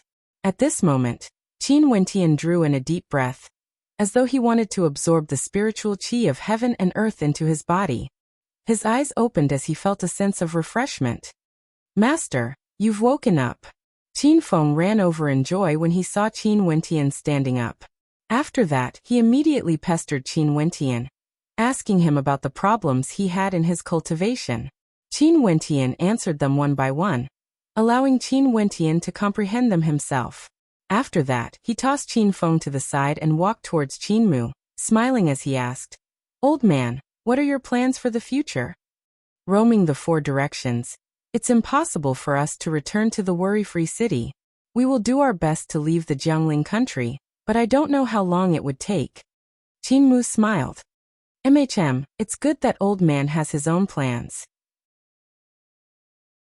As for Qin Feng and Qin Qing, I'll have to trouble you to take care of them in the future. Qin Wentian spoke. We're leaving? Qin Mu started.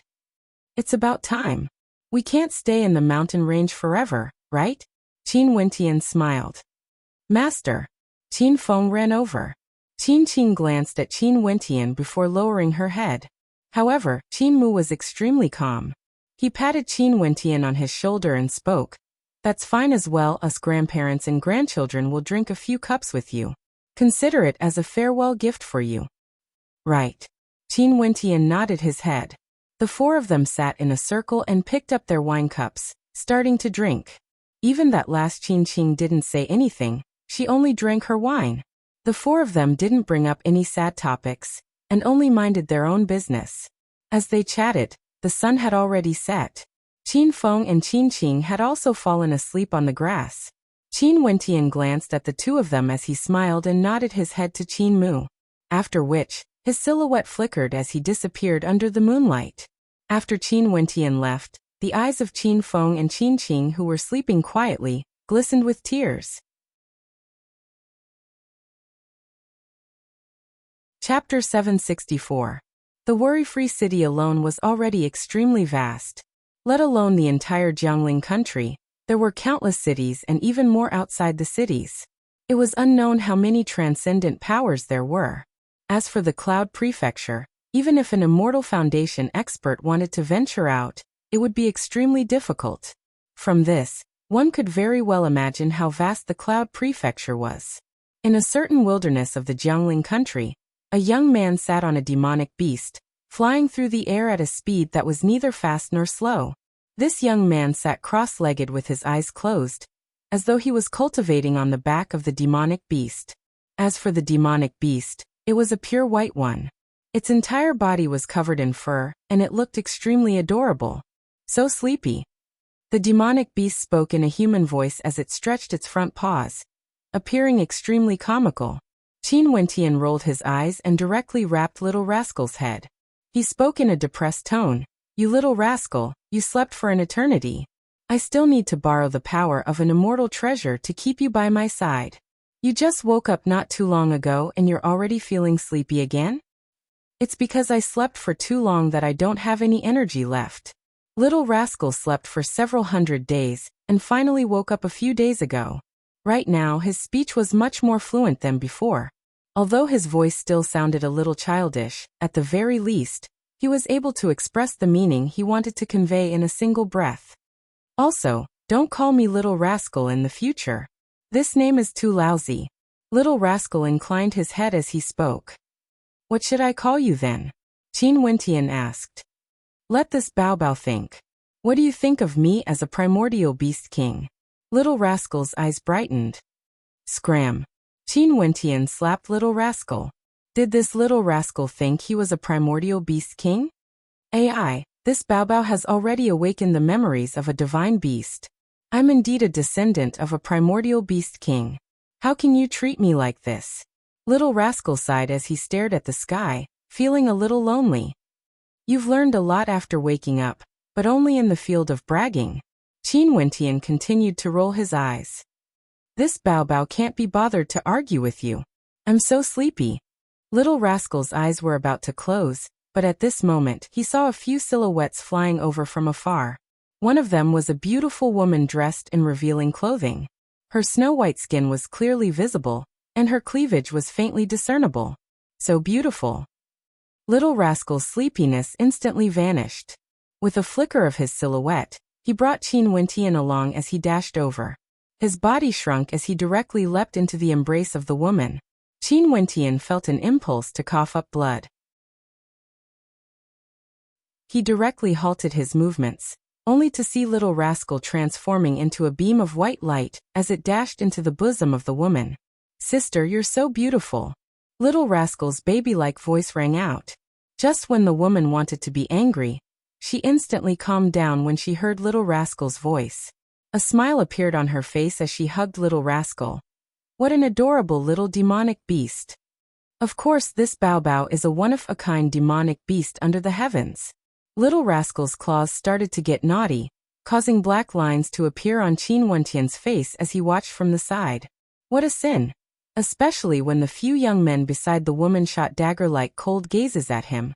Qin Wentian didn't know whether to laugh or cry. In the future he would definitely be tricked to death by little rascal. Ever since he woke up, little rascal had become more and more perverted. At this moment, one of the young men stared at Qin Wentian as his gaze changed. After which, a bright light flashed in his eyes as he smiled at Qin Wentian. Sir, where are you from? Where are you planning to go? I'm just a wanderer, I have no destination. Qin Wentian laughed carefreely. His eyes flickered with a hint of a smile, but his heart trembled slightly. Earlier, what did that look in his eyes mean? Wandering the immortal realms is extremely dangerous. The few of us are from the same sect, and are currently preparing to head to the Driftsnow city of the Jiangling country. Sir, since you are roaming the immortal realms, why don't we travel together? At the very least, we can take care of each other. How about it? That young man smiled, as though he had a favorable impression of Qin Wentian. Sure. Just when Qin Wentian wanted to reject, little rascal interjected. Qin Wentian glared fiercely at little rascal. At this moment, the eyes of the woman turned to Qin Wentian as she smiled. My name is Lung Yi. How about we travel together? Just agree to this, beautiful sister. Little rascal instigated. Qin Wentian helplessly nodded his head. Sure. But why are you guys heading to the Driftsnow city? Sir, you don't know? Lung Yi curiously stared at Qin Wentian. She smiled. The immortal spirit of the Driftsnow city has manifested. Since a year ago, the people of the Cloud Prefecture have all been rushing towards the Driftsnow city of our Jiangling country. Sir, have you been staying out in the wilderness and rarely interacted with others? That's true. Recently, I've been cultivating in the wilderness. Qin Wentian nodded. However, what does the immortal spirit of the Driftsnow city mean? Sir, you will know when you get there. This is a major event in the Cloud Prefecture, especially to the Grandmasters of the Cloud Prefecture. Back then, the sacred ground of the Cloud Prefecture, the Jiang clan, sent a group of people to the Driftsnow city to scout ahead. However, something unexpected happened when they passed by the worry-free city. I wonder if Sir has heard of this? Lung Yi smiled at Qin Wentian. Qin Wentian's heart trembled. He didn't expect that the people of the Jiang clan would pass by the worry-free city, because they wanted to go to the Driftsnow city. However, since the Jiang clan wanted to go to the Driftsnow city, it would be dangerous for them to stay there. No, I don't know much about this. Qin Wentian shook his head. Okay then, let's travel together then. Lung Yi smiled. Qin Wentian glanced at little rascal before nodding his head. Sure. I haven't asked for Sir's name yet. Lung Yi had a radiant smile on her face as she stepped out, arriving at Qin Wentian's side. Momentarily, a fragrant fragrance drifted over, causing Qin Wentian's eyes to flash with a strange light as he indifferently stated, Tianwen. So it's brother Tianwen. The journey to the Driftsnow city is extremely far. Being able to be acquainted with Brother Tianwen can be considered fate. Let's set off now. Lung Yi smiled as she took a step forward. Momentarily, the young men beside her exchanged glances before they too followed her. Qin Wentian's countenance didn't change at all as he strolled through the air.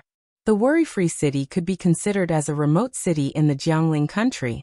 As for the Driftsnow city, it was one of the 3 largest cities in the Jiangling country. It was located in the heart of the Jiangling country and had many experts there. Just this journey alone took Qin Wentian and his group several days to complete. Now that they were a few thousand miles away, they could faintly see the majestic city that resembled a floating city in the sky.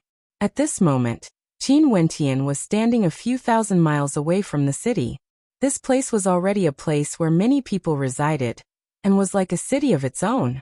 But this small city outside the Driftsnow city might be able to be considered a city if it existed alone. But when placed at the periphery of the Driftsnow city, it was like a tiled roof house compared to a luxurious mansion. It was so insignificant. From afar, there was a towering city so tall that it pierced through the skies. The entire city was like this. The city walls were over 10,000 meters tall, and on top of the city walls, there were 18 divine weapons embedded into them. The sharpness of these weapons could shake the heavens and earth, terrifying to the extreme. The worry-free city is just a remote city in the Jiangling country, yet it's already so vast, having several major immortal-ranked powers. The worry-free city is just a small city in the Jiangling country. This Driftsnow city is one of the 3 largest cities in the Jiangling country, and can be considered as the capital city. Its prosperity and strength is probably 10 times, or even 100 times greater compared to the worry-free city. Just the size of this city alone was already comparable to an ordinary particle world. It was a true major city. Brother Tianwen, we will be arriving soon. Lung Yi, who was at the side, walked up and stood beside Qin Wentian. She stared at the crowds of people in the air and on the ground as she smiled. Look, during this period of time, the number of people entering the Driftsnow city is countless. Even some of the major powers of the Cloud Prefecture are here. Does the legend of the Driftsnow city really exist? Qin Wentian mumbled. During these days, he gradually learned of the rumors regarding the Driftsnow city. That was an ancient legend, and right now, the legend seemed to be on the verge of becoming a reality. This was why it attracted experts from all over the Cloud Prefecture, including the sacred ground of the Cloud Prefecture, the Jiang clan. Being able to cause such a commotion, how could it be fake? The experts of the Cloud Prefecture are all extraordinary characters. Lung Yi smiled. Let's go. Let's find an inn to enjoy some delicacies before we continue our journey into the Driftsnow city. How about it? Right. Qin Wentian nodded his head. A white light flashed as Little Rascal leaped onto his shoulder. It stared at the city and spoke in a baby voice. This city is so tall, this Baobao can sense an awakening energy. Are you for real? Lung Yi giggled as she stared at Little Rascal. This Baobao's words are naturally true. Little Rascal was unconvinced. Okay, I believe you. Lung Yi nodded her head. However, she only saw that Qin Wentian was still standing there unmoving. She involuntarily turned her head and asked, Tianwen, let's go. It's fine. Since we've already arrived at the Driftsnow city, let's part ways here. Qin Wentian emotionlessly spoke. After which, he directly brought Little Rascal in another direction, heading towards the Driftsnow city. This scene caused Lung Yi to frown as her beautiful eyes abruptly flickered with a cold light. Wait a minute. At this moment, Lung Yi spoke. There was no longer any warmth in her voice. It was filled with coldness. Qin Wentian turned his gaze over, staring at Lung Yi. Is there anything? Your name isn't Tianwen, it should be Qin Wentian. Lung Yi twisted her slender waist as she walked towards Qin Wentian. The smile in her eyes flickered with a hint of teasing. How do you know my name? Qin Wentian asked in a low voice. You're already wanted by the Jiangling country. How can I not know? Lung Yi laughed. After which, she glanced at Little Rascal. This little bastard even knows how to take advantage of this old lady. Do you think this old lady doesn't know? Little Rascal's eyes flickered. He stared at Lung Yi as he spoke. This Baobao is so angry. This ugly woman is so hateful. Little bastard. Do you think I should stew you into soup or braise you? Lung Yi giggled. Several silhouettes soared up into the air. These were none other than the young men who came together with Lung Yi. At the same time, they also called for their companions, sealing off Qin Wentian's escape route. Qin Wentian swept his gaze over the surroundings. The first time he met Lung Yi, he already felt that this woman had a motive, and was always on guard against her. He didn't expect that it was because he was wanted by the entire Jiangling country. Seems like he had to change his identity and enter the Driftsnow city. Chapter 765. Qin Wentian's gaze returned to Lung Yi as he calmly spoke. Make way. I lured you to the Driftsnow city along the way, and now that we are about to arrive, you suddenly want to leave? Your vigilance is truly strong. But now do you think you can still leave? Numerous gigantic flower petals appeared behind Lung Yi, exuding a unique fragrance that caused one to feel a sense of slumber. What benefits is there for the Jiangling country to place a bounty on me? Qin Wentian asked. Your value isn't low, regardless of whether you are captured alive or dead. As long as we can get our hands on you, you would be able to obtain 3 immortal-ranked weapons. Lung Yi spoke. Qin Wentian's eyes narrowed as a cold light gleamed within. How extravagant was the Jiangling country? They actually paid such a hefty price to capture him. Most probably, they wanted to curry favor with the Jiang clan of the Cloud Prefecture. After all, he didn't have any grudges with the Jiangling king. In the eyes of the Jiangling king, capturing Qin Wentian alone would allow him to curry favor with the Jiang clan. Why not? Let's hurry up and kill him directly. If we continue to stay here, we would easily attract the attention of others. At that time, there would be nothing left for us to do. A young man coldly spoke. A terrifying saber light radiated from him as his eyes gleamed with a cold, silver light. Let's do it. Lung Yi nodded her head. Momentarily, the experts of the Jiangling country surrounded them. Evidently, they didn't want to cause too much of a commotion. This place was already so close to the Driftsnow city, and they were worried that there would be others who recognized Qin Wentian. In that case, if an expert stronger than them appeared, even if they managed to kill Qin Wentian, they wouldn't be able to bring his corpse away. Hence, they had to take Qin Wentian's life before it attracted attention. Lung Yi initially intended to lure Qin Wentian to the Jiangling king's manor alive. Sadly, Qin Wentian's wariness was too high and he was prepared to leave by himself. In that case, she could only act. Didn't the warrant tell you that with your strength, you're just going to die? Qin Wentian swept his gaze over everyone as the aura of a third-level ascendant instantly gushed forth. His constellation shone resplendently in the sky, and in just an instant, a tempest of sword chi manifested. The sword slaughter constellation enveloped this entire space, and that terrifying sword might cause those surrounding Qin Wentian to feel fear in their hearts. First defend, then attack. Lung Yi spoke. With regards to Qin Wentian's actual strength, she truly didn't know. Back then, she only heard that Qin Wentian sneak attacked and heavily injured the young master of the Jiang clan, Jiang Quang, but didn't explain the exact situation. If news of this leaked out, wouldn't it be a slap to the face of the Jiang clan? Hence, the wanted poster didn't reveal too much information. Everyone released their constellations, but at this moment, the sword slaughter constellation manifested a boundless sword light. Qin Wentian abruptly manifested numerous silhouettes as he grabbed out with his palms. In an instant, countless terrifying palm imprints blasted towards each and every one of them. The palm imprints shone with resplendent runic light, as well as a fearsome sword talisman. Lung Yi was only one of those being attacked. When she saw the suppressive sword might gushing over, her countenance instantly changed as she retreated with explosive speed. Wasn't Qin Wentian's cultivation base only at the second level of celestial phenomenon?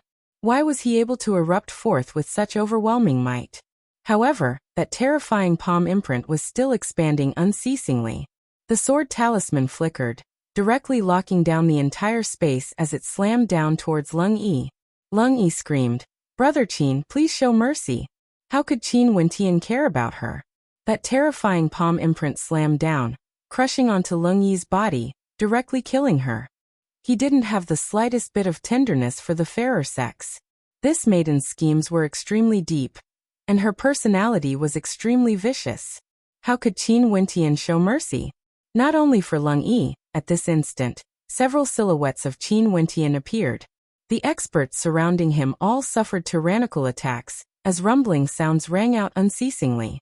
The cultivation bases of these people were all between the second level of celestial phenomenon to the fifth level of celestial phenomenon. Without exception, all of them were directly slapped to death by Qin Wentian's palm imprint. After Qin Wentian absorbed the Sky Demon Oracle Bone, his fiend god body refinement art gradually took form. Just his fleshly body alone was already extremely tyrannical. With the fiend god heavenly suppression art, in addition to his own tyrannical attacks, as well as his comprehension of innate techniques, although he was only at the third level of celestial phenomenon, his combat prowess had already reached a terrifying level. At the very least, ordinary fifth-level celestial phenomenon ascendants could be slain with a single palm strike. The commotion here instantly attracted the attention of the people below. They inclined their heads and stared at the young man in the air, silently musing at how terrifying this man's combat prowess was. He was simply invincible, directly killing those who were surrounding him with a single strike. However, at this moment, Qin Wentian directly departed, moving in the direction of the Driftsnow city. Before this, he had already sensed Lung Yi's intentions towards him. It was just that he didn't know that the Jiangling country had issued a bounty for him. As to why he didn't mind following Lung Yi, it was because given Qin Wentian's strength, he didn't care about Lung Yi at all. If Lung Yi dared to have any ill intentions towards him, he could easily capture her, or even kill her. The Driftsnow city was one of the three main cities of the Jiangling country. Right now, it could only be ranked second or third because it was a weaponized city. Many years ago, this Driftsnow city was extremely famous. Its fame wasn't merely limited to the Jiangling country. It could even be said to be an entire prefecture. It was just that as time flowed by, the immortal spirits of the Driftsnow city fell silent, causing this city to gradually fade out of the vision of the Cloud Prefecture. But even so, it was still extremely prosperous and could be considered as one of the most prosperous cities in the Jiangling country. Qin Wentian stood at the foot of the Driftsnow city, inclining his head as he stared at the towering city walls.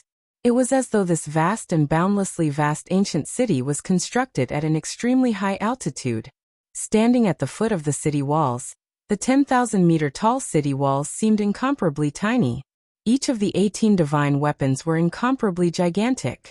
Saber, spear, sword, halberd, all of them were embedded into the walls, exuding a sense of majesty, exuding an aura of vicissitudes. The demon sword on Qin Wentian's back hummed softly as it trembled.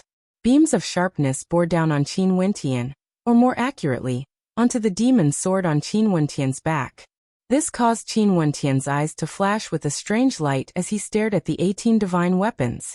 But an instant later, the demon sword fell silent once more, as though nothing had happened at all.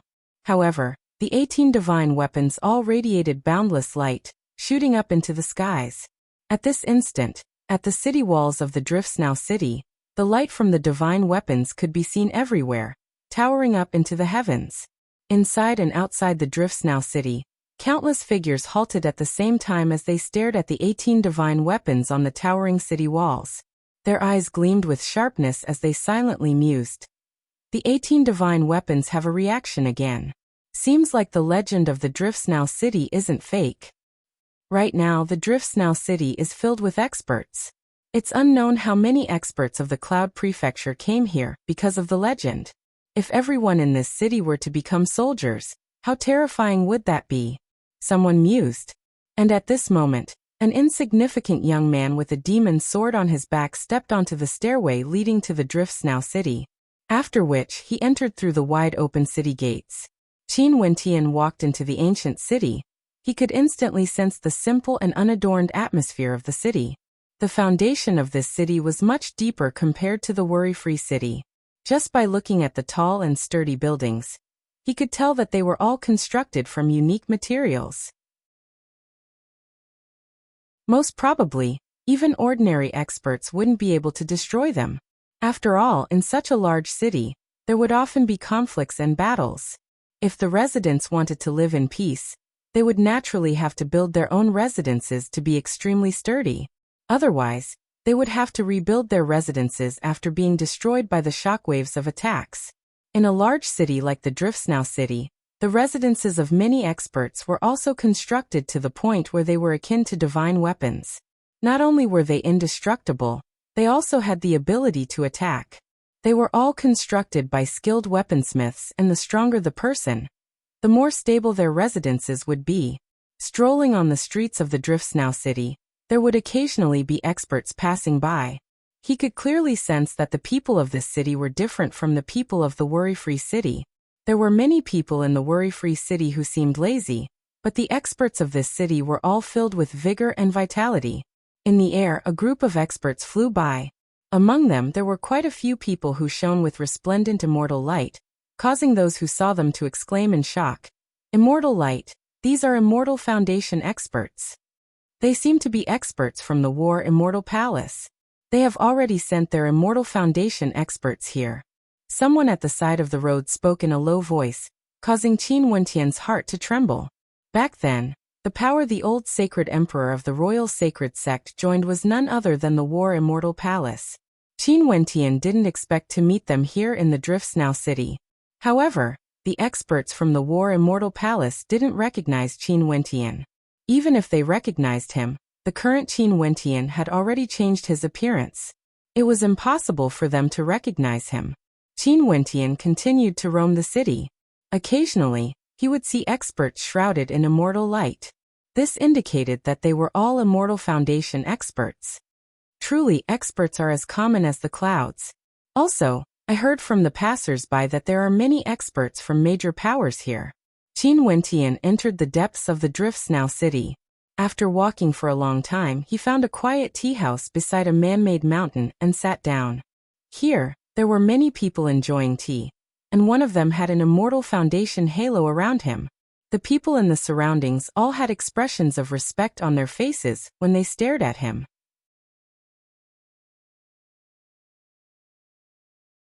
Chapter 766. Qin Wentian also glanced at that Immortal Foundation expert, only to discover that the Immortal Foundation expert's gaze was on two young maidens at the table beside him. These two maidens were the maidservants of the young miss, and they were currently flipping through a book. The person on the first page is the one who killed Jiang Quang, Qin Wentian. The reward for capturing him is the highest, and right now, the Cloud Tower of the Jiangling country has already disseminated the wanted poster to every city. I'm afraid he will be captured soon. That young miss stared at the wanted poster as she spoke in a low voice. Qin Wentian started. After which, he extended his perception, and instantly saw that the first page of the wanted poster had a portrait of him drawn on it. Not only that, the portrait was exactly the same as his. This book was issued by the Cloud Tower of the Cloud Prefecture, and could be disseminated to every city in the Jiangling country in the shortest amount of time. Right now, the first page of the wanted poster was none other than the wanted poster for him, Qin Wentian. Young miss, why do you care about this? The maidservant beside her asked. I've already heard of this matter in my clan.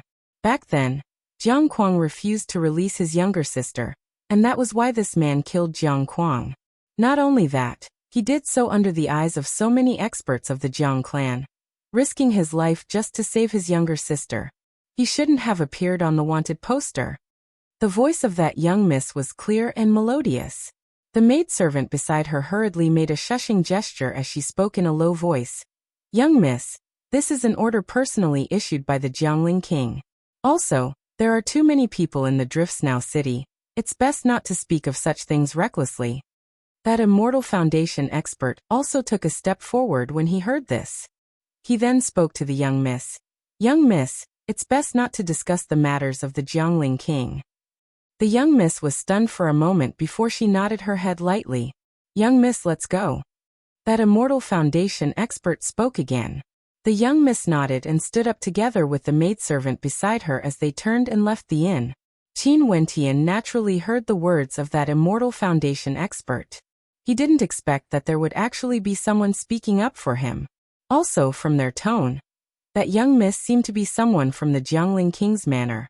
However, even the Jiangling king couldn't afford to antagonize the Jiang clan. Hence, the maidservant and the Immortal Foundation expert advised the young miss not to speak recklessly. Therefore, this young girl was most likely a young lady from the regional king's mansion. However, it was the regional king who had personally issued the order to arrest Qin Wentian. After taking a sip of tea, Qin Wentian smiled at the man beside him and asked, "Brother, where did you get the arrest warrant from?"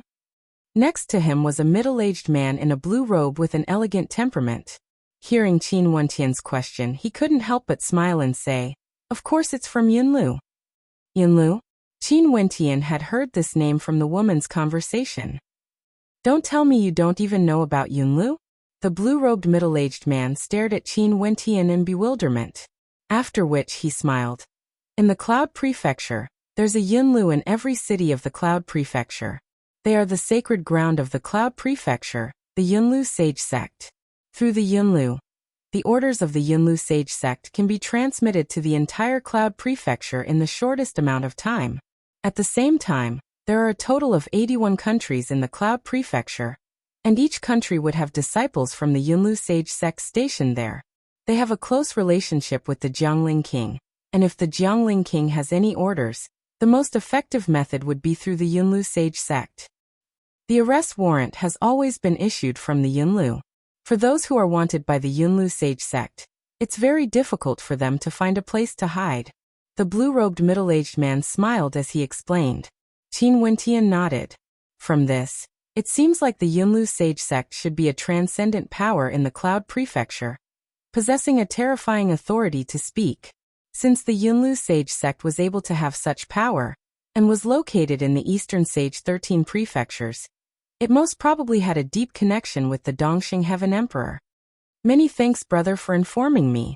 Qin Wentian smiled and clasped his hands. "Just a small matter, everyone in the Driftsnow city knows about this." The blue-robed middle-aged man casually waved his hands, and continued sipping on his tea.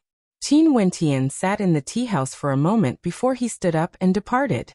He directly soared into the air, speeding through the airspace of the Driftsnow city. Qin Wentian increased his speed and sped through the airspace of the Driftsnow city. He encountered even more experts, truly hidden dragons and crouching tigers. 4 Immortal Foundation characters. Qin Wentian had already seen hundreds of them, all of them shimmering with resplendent immortal light.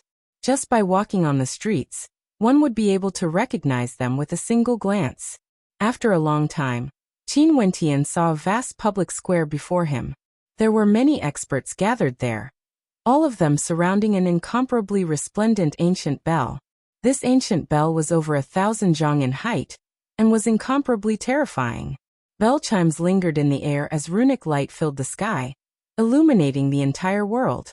On the vast earth, there were many runic lights shooting down. Tens of thousands of runic inscriptions landed on the ground, exuding a profound and unfathomable aura. "Is this a divine weapon?" Qin Wentian's heart trembled as he felt shock in his heart. This was the first time he saw such a gigantic divine weapon. It was even larger than the demon sword, and was so resplendent. As for the many figures surrounding the ancient bell, they were all walking on the ground, as though they were seeking a connection with the ancient bell. Through the resplendent runic inscriptions, they were able to form a connection with the ancient bell. However, nobody had succeeded yet. Not far away, numerous figures surrounded by immortal light stood in the air, observing everything. Among them, there were experts from the Jiang clan, as well as experts from the War Immortal Palace. Naturally, there were also major powers from the Driftsnow city as well as the Jiangling country. All of them seemed to be extremely interested in this ancient bell. This ancient bell is extremely mysterious. If I want to form a connection with it, I'm afraid I have to link these runic inscriptions together, causing the ancient bell to ring. Qin Wentian mused. After which, he stepped out and an instant later, stood below the ancient bell. Inclining his head, he stared at the incomparably gigantic ancient bell in the air, feeling that it was incomparably mysterious. Each and every runic inscription has its own unique pattern. These intersecting runic inscriptions can form a mystical runic formation, causing the bell to resonate. Qin Wentian had spent a period of time comprehending the Heavenly Talisman treasured tome in the Heavenly Talisman Palace. During that period of time, his comprehension of runic inscriptions improved immensely, only to see that at this moment, a person beside Qin Wentian heard Qin Wentian's voice. He turned his head and glanced at Qin Wentian as a look of disdain flashed in his eyes. "You understand runic inscriptions?" Qin Wentian stared at the other party. This young man exuded an extraordinary aura. His forehead was plump and his long hair draped over his shoulders. His eyes gleamed with a golden light, exuding a sense of sharpness. His eyes seemed to contain a powerful penetrative power, and when he stared at Qin Wentian, a faint sense of pressure could be felt. "I know a little," Qin Wentian replied. However, a mocking smile appeared on the lips of the young man, as though he was mocking Qin Wentian for boasting shamelessly. "The Tao of runic inscriptions is the true great Tao. Runic inscriptions represent the laws of the heavens and earth. If I'm not wrong, your cultivation base should only be at the 3rd level of celestial phenomenon. You actually dare to say that you know a little about it?" The young man calmly spoke. He was originally a disciple of one of the major powers of the Jiangling country, the Purple Flame sect. The Purple Flame sect was proficient in fire and weaponsmithing. Their disciples all had extremely high attainments in weaponsmithing. He isn't the only one who dares to boast shamelessly. Among the people here, there are many who don't even know what runic inscriptions are. Yet, aren't all of them speaking with fervor and assurance? Beside the young man, there was a young woman around the age of 25 or 26. Her eyes were long and narrow, exuding an unkind intent. Her mouth was very sharp, and although she looked pretty good, it didn't look harmonious at all. "Haha, you guys should be from the Purple Flame sect, right? The 9 ancient bells of the Driftsnow city all contain a marvelous energy within. Only an extremely rare few can sound them. The fame of the Purple Flame sect has already spread far and wide in the Jiangling country. There aren't many who can match up to them in terms of weaponsmithing. Today, I truly want to see if you guys can make this ancient bell chime." Someone at the side laughed uproariously. The 2 experts from the Purple Flame sect glanced over as they spoke. "Disciples from the 9 coal peak of the Driftsnow city. You guys have resided in the Driftsnow city for a long period of time, and should be very familiar with this ancient bell, right? Are you able to sound it?" The ancient bell has a spirit. Its transformations are unfathomable. The runic inscriptions on it are constantly changing. How could there be any pattern to it? No matter how familiar you are with it, it's still the same. It still depends on your attainments. The disciple from the 9 coal peak emotionlessly replied. "I've long wanted to see the 9 immortality bell for myself. Today is a good chance." At this moment, a group of silhouettes descended from the air, walking to the side of the ancient bell. They were none other than experts from the Jiang clan. 9 immortality bell, don't ask immortals." Another voice drifted over. Not far away, a group of experts stood beside the experts from the Jiang clan. They were none other than experts from the Jiangling King Manor. One of them spoke. "I'm sure everyone has long heard of the rumors regarding the 9 immortality bell. Now that the immortal spirit has manifested, this is an opportunity that only appears once every 1,000 years.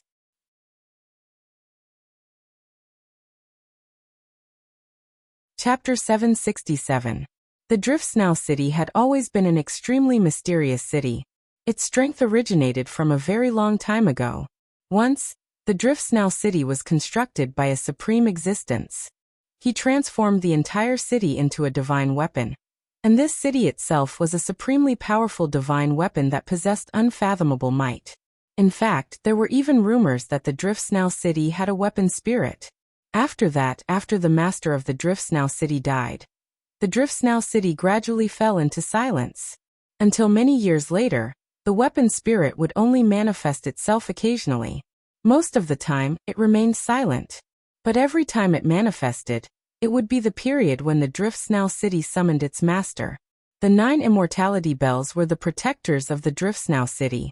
From ancient times until now, they had always been located within the Driftsnow city, and had an incomparably long history.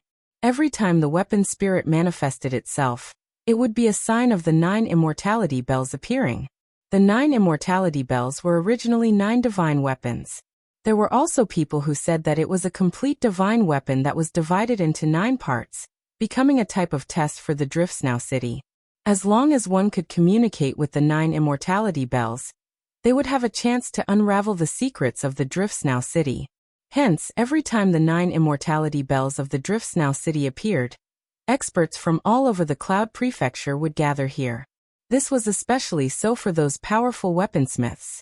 It was said that only weaponsmiths could truly communicate with the 9 immortality bells and obtain its recognition. But even after countless years, no one had truly unraveled the secrets of the Driftsnow city. However, the crowd had never given up. They continued to try, and in the process of every attempt, there would always be someone who gained a deep comprehension when communicating with the 9 immortality bells, becoming a Grandmaster-level character. The 9 immortality bells don't ask immortals. The 9 immortality bells wouldn't react to Immortal Foundation experts. Only those below the Immortal Foundation realm would have a chance to communicate with the 9 immortality bells. Naturally, a long time ago, there was another line behind this sentence. It was the 9 immortality bells, the path of immortal ascension, becoming an immortal in a single step. No one knew the exact meaning of this line. Nobody had ever unraveled the secrets of the 9 immortality bells before. Hence, no one knew the exact meaning behind this line. But generation after generation, all of them worked hard. More and more people gathered here.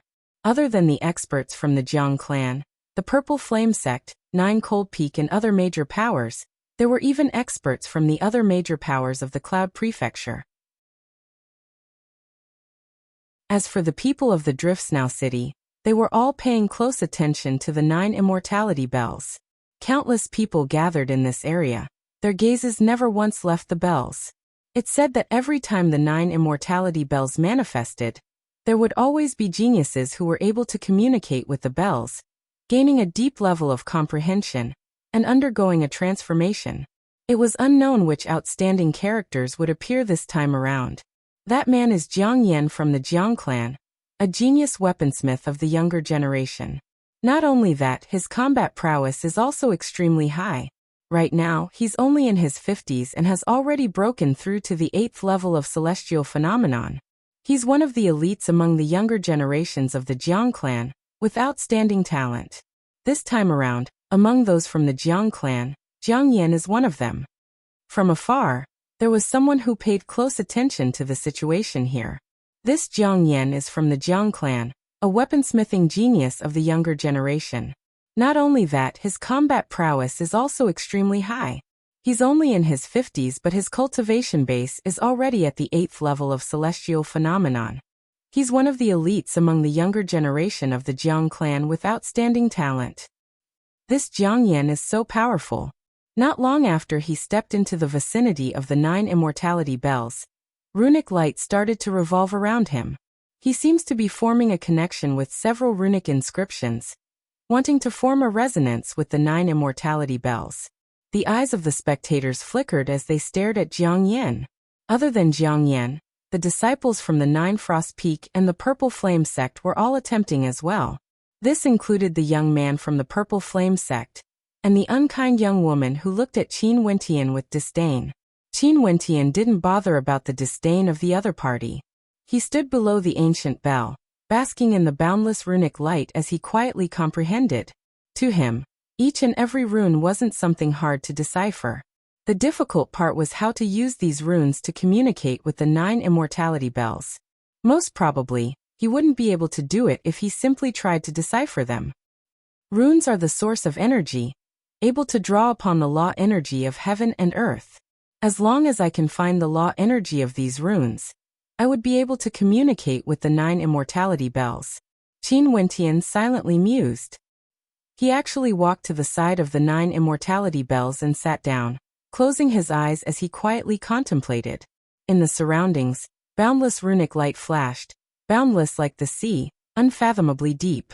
It was as though he had no idea where to start.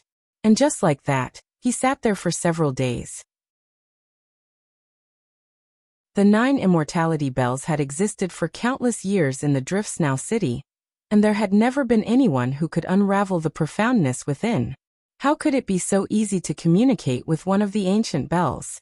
During these few days, the number of experts gathering around the 9 immortality bells grew more and more. The number of geniuses attempting to communicate with the 9 immortality bells also increased. With a single glance, there were already tens of thousands of people. However, in the face of this terrifying ancient bell, even 10 million people didn't seem like a lot. Back then in the tea house Qin Wentian met, the young miss had also arrived. She stood at the side, her beautiful eyes flickering as her gaze landed on a young man slightly older than her. Crown Prince's attainments in the Tao of Divine Inscriptions are extremely high. I wonder if there's a chance for him to communicate with the 9 immortality bells. An Immortal Foundation expert beside her spoke as he stared at the young man. So it turned out that this young man was none other than the Crown Prince of the Jiangling King Manor, Pei Xiao. As for this young miss, she was none other than a daughter of the Jiangling King Manor, named Pei Yu. The two of them were cousins, with Pei Xiao being slightly older. He should be able to do it, but I don't know to what extent. Pei Yu spoke in a low voice. And at this moment, the countless runes ahead converged into a river of runic light, slamming into the gigantic 9 immortality bells. A moment later, a light chime rang out from the 9 immortality bells, but there wasn't much of a reaction. It's Jiang Yan, as expected of someone from the Jiang clan. He managed to cause the 9 immortality bells to chime so quickly. He should have a chance to communicate with it. Direct attack? Qin Wentian mumbled. With an intention of his will, numerous runic lights flickered, but they seemed to be hidden within the boundless runic light. They didn't take form, but they continued squirming unceasingly, containing a tyrannical might within. However, when this surge of energy neared the 9 immortality bells, it halted. With an intention of his will, all the fluctuations dissipated into nothingness. If it's just an attack, I can easily use multiple types of energy to attack the 9 immortality bells.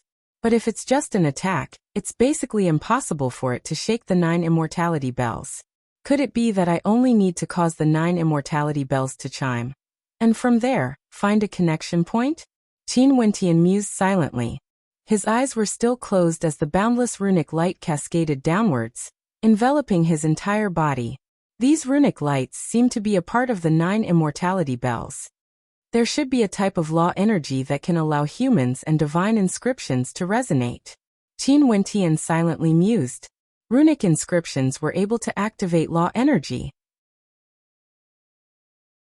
What he needed to do was to find out where this type of energy came from. However, this seemed to be extremely difficult. For the next few days, more and more experts tried to cause the 9 immortality bell to chime.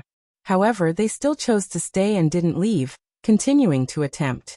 Right now, they could only sense a faint trace of the 9 immortality bell's immortal spirit. The Crown Prince has succeeded.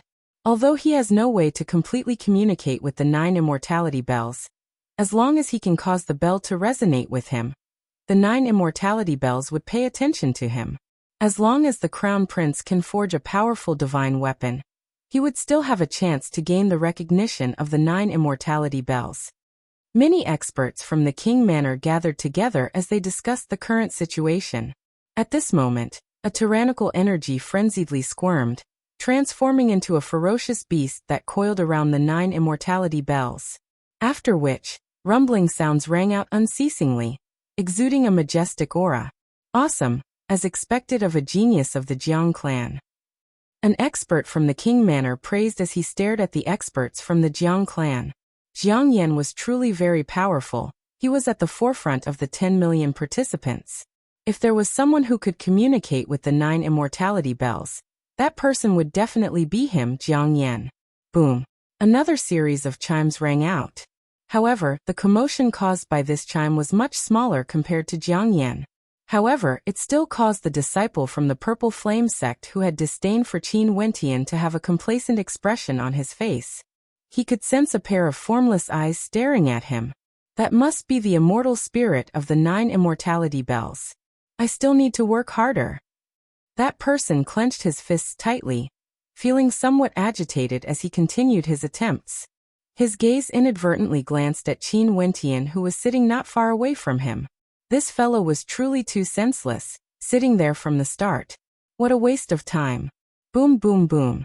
At this moment, an incomparably loud chime reverberated through the heavens and earth. In the air, the reverberations of the chimes rang out unceasingly, ringing into the ears of the crowd. Not here. The gazes of the crowd abruptly froze as they stared into the horizons. There were a total of 99 immortality bells, and the one here was only one of them. Not only were there experts attempting to communicate with the 9 immortality bells, there were also geniuses from other locations attempting to do so as well. Boom, boom. The chimes continued reverberating through the air. After which a voice boomed out. Haha, Jiangyan, seems like you can't do it. It's been so long, but I can't hear any sounds coming from your side. This voice penetrated through the clouds, containing an intense provocation within. Jiang Yan inclined his head, his eyes gleaming with sharpness. Who is it? He actually dares to provoke the genius of the Jiang clan. Jiang Yan? A puzzled expression appeared on the faces of those in the crowd. Sharon. Jiang Yan's eyes gleamed with sharpness as he spoke, his words causing the hearts of many to tremble. This was especially so for those from the Jiangqing manor. Their countenances all turned sharp. Sharon was an extremely legendary young genius.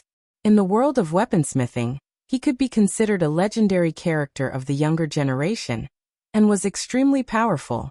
He came from another supreme sacred ground of the Cloud Prefecture, the Wonder Gate Immortal Manor. This power had nurtured many outstanding divine inscriptionists, slowly eroding the influence and status of the Jiang clan in the Cloud Prefecture.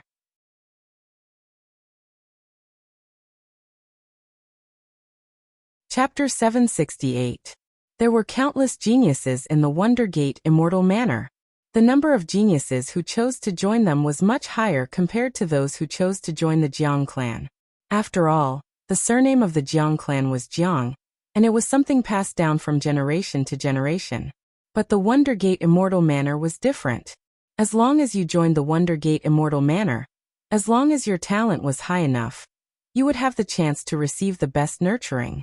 But in the Jiang clan, you would never have as many resources as those with the surname Jiang. Hence, the rise of the Wonder Gate Immortal Manor was extremely quick.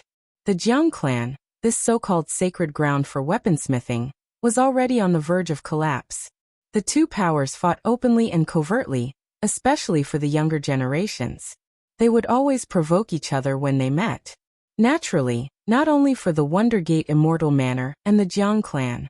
In the Cloud Prefecture, the other major powers would also fight against each other. In the immortal realms where the wind of cultivation was extremely strong, this was an extremely normal thing. Only through competition would one be able to grow stronger and stronger. Jiang Yan's countenance turned incredibly unsightly when he heard Sharon's provocative words. After all, Sharon did indeed make the 9 immortality bells chime louder. His countenance turned solemn as he spoke in a low voice. Sharon, it's still too early to say such words. In the end, it's still uncertain who would be the one to communicate with the 9 immortality bells. His voice rang out through the air, reverberating through the air. Everyone within a radius of a few hundred miles could hear it clearly, causing the hearts of many to tremble. Did the people of the Jiang clan and Sharon of the Wonder Gate Immortal Manor really start to fight? Haha, Jiangyan, stop lying to yourself. If I can't communicate with the 9 immortality bells and cause its spirit to manifest, ascending to immortality in a single step, it's even more impossible for you to do so. You are already one step behind me. This one step is too far for you to cross. Sharon's voice rang out once more, causing the heavens and earth to tremble. Jiang Yan coldly spoke, arrogant. It's rumored that in order to communicate with the 9 immortality bells, one's weaponsmithing skill is still required. At that time, I want to see how you can compare to me. Boasting shamelessly. Why don't you let the 9 immortality bells chime out in all directions first before you talk about weaponsmithing? If not, the 9 immortality bells wouldn't recognize you. Sharon laughed maniacally. After that, his voice gradually faded, leaving behind Jiang Yan, who had an unsightly expression on his face. Both of you are dragons and phoenixes among men. heavenly geniuses of a generation. When the battle begins, the weather will definitely change, and it will be extremely brilliant. At this moment, in the air, several silhouettes could be seen standing there. Many people inclined their heads only to see a middle-aged man standing at the very front. He had a smile on his face as he spoke. A few days later, I, Pei Tianyuan of my Jiangling country, will be the host. How about it? I, Ji Kong, will be with the Duke. I hope that all the heavens chosen will honor me with your presence. A person at the side laughed, his words causing the hearts of many in the Driftsnow city to tremble. Was that middle-aged man standing in the air the Jiangling king of the Driftsnow country? He has also come to the Driftsnow city. However, this was only normal. The 9 immortality bells of the Driftsnow city had manifested, attracting many geniuses from the various sacred grounds of the Cloud Prefecture. Although Pei Tianyuan was the Jiangling king of the Jiangling country, in the perspective of the Cloud Prefecture, he had no way to compare to the backing of these geniuses. However, Pei Tianyuan wouldn't go so far as to flatter them. After all, as the Jiangling king of one of the 81 countries of the Cloud Prefecture, Pei Tianyuan himself naturally had some background. It was just that no one knew which subordinate of the Dongxing Heaven Emperor he was. As for this Ji Kong, he was also an extraordinary character. He was a disciple of the Cloud Tower Sage sect, a sacred ground of the Cloud Prefecture, and had an extremely deep background. He was in charge of all the cloud towers in the Jiangling country. Since it's an invitation from the two of you, I, Jiang Yan, will naturally attend. Jiang Yan spoke. Earlier, the Jiangling king Pei Tianyuan and Ji Kong issued a warrant for Qin Wentian's arrest. Since the Cloud Tower issued the warrant, it could be considered that he owed them a favor. In addition to the fact that the Jiangling king had an extremely deep background, he naturally wouldn't reject. Since the Jiangling king and Tower Lord Ji have invited us, how can we reject? Sharon from the Wonder Gate Immortal Manor also spoke in a heroic manner, agreeing to attend the banquet. For those who wish to attend, feel free to come. I'll set the time and location first. 7 days later, at the Driftsnow Inn, the Jiangling king Pei Tianyuan laughed, his words causing many to agree. However, for those with weaker talent and no background, they didn't say anything. They knew that although Pei Tianyuan's words were polite, they had to know their own limits. Talent or background, you have to have at least one of them before others would be willing to welcome you. If not, what qualifications do you have to sit together with others? If that's the case, you would only attract disdainful gazes from others because you weren't on the same level as them. Thank you everyone for honoring me with your presence. Pei Tianyuan smiled and nodded when he heard many people agreeing. He then turned his gaze downwards, glancing at Pei Xiao. Pei Xiao. Pei Tianyuan called out. Jiangling king. Pei Xiao respectfully greeted. Learn more from the geniuses here. Pei Tianyuan emotionlessly spoke. Pei Xiao nodded. Pei Xiao understands. MHM. Pei Tianyuan nodded. He then glanced at the little miss of the Jiangling king manor. Pei Yu as he spoke. Don't loiter around outside every day. Return earlier. Yes. Pei Yu bowed to Pei Tianyuan. She and Pei Xiao were both juniors of Pei Tianyuan. As the Jiangling king of the Jiangling country, Pei Tianyuan supported the entire Jiangling king manor, and had a transcendent status. Although Pei Yu didn't dare to agree with Pei Tianyuan's way of doing things, when she questioned the arrest warrant for Qin Wentian, the Immortal Foundation expert beside her immediately stopped her. After all, to the people of the Pei clan, Pei Tianyuan was a lofty existence, unquestionable. Pei Tianyuan nodded. After which he and Ji Kong sped away, vanishing from sight in an instant. Qin Wentian had no way to see how they left. He could only say that the strength of the Jiangling king Pei Tianyuan was something he couldn't imagine. Most probably, Pei Tianyuan was a character with multiple layers of Immortal Foundation. After Pei Tianyuan left, everyone continued to bathe in the boundless runic light as they attempted to communicate with the 9 immortality bells. Regardless of participants or spectators, the number of spectators grew more and more. The news of what happened in the Driftsnow city circulated out, causing many experts of the Cloud Prefecture to head over to spectate. The number of people gathered in the Driftsnow city grew more and more. Experts were as common as the clouds, crouching tigers and hidden dragons. Even in the surroundings of the 9 immortality bells, there weren't enough seats left. Because there were too many people, it was extremely crowded. Many people came here purely to join in the fun. What a waste of time.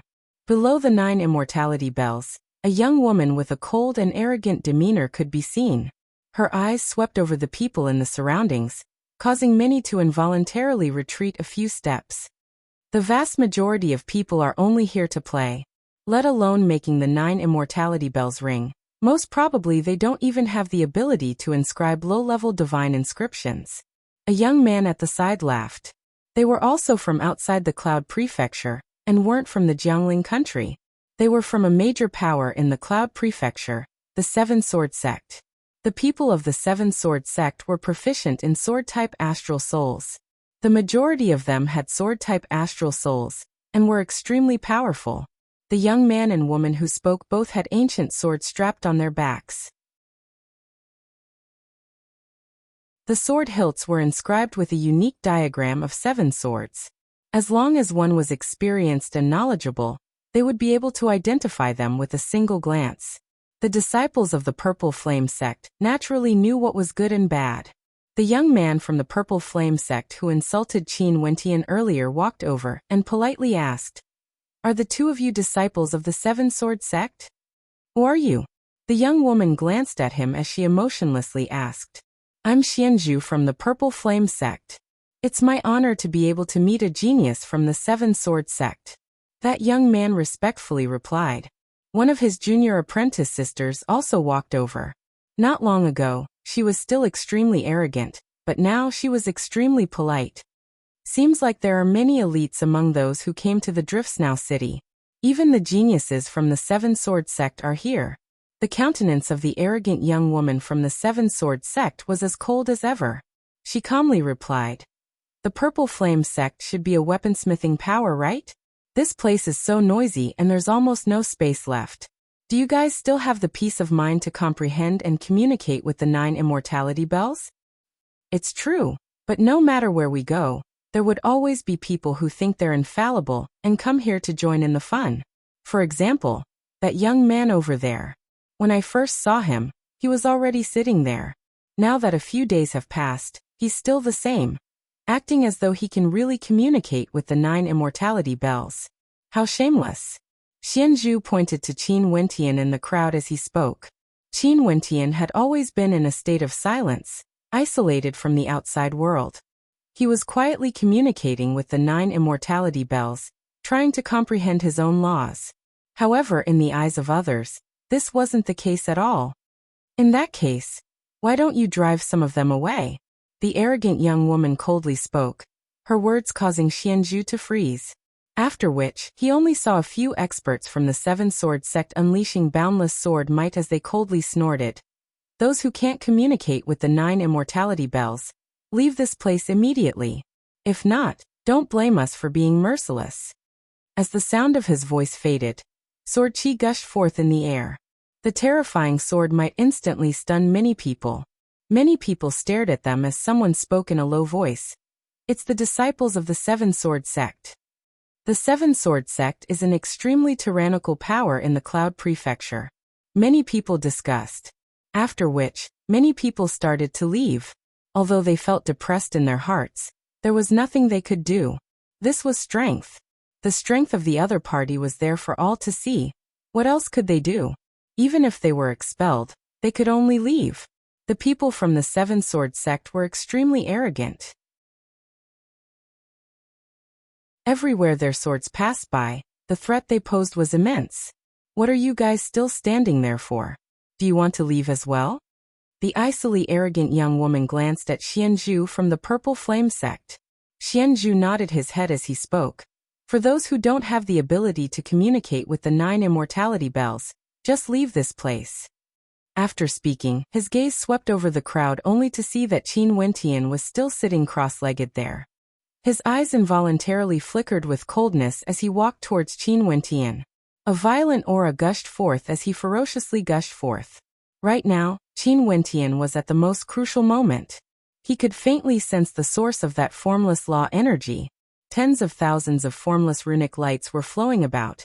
And if there were any supreme experts here, they would discover that at this moment, the runic lights in this space seemed to be flowing in a mystical rhythm, revolving around the 9 immortality bell.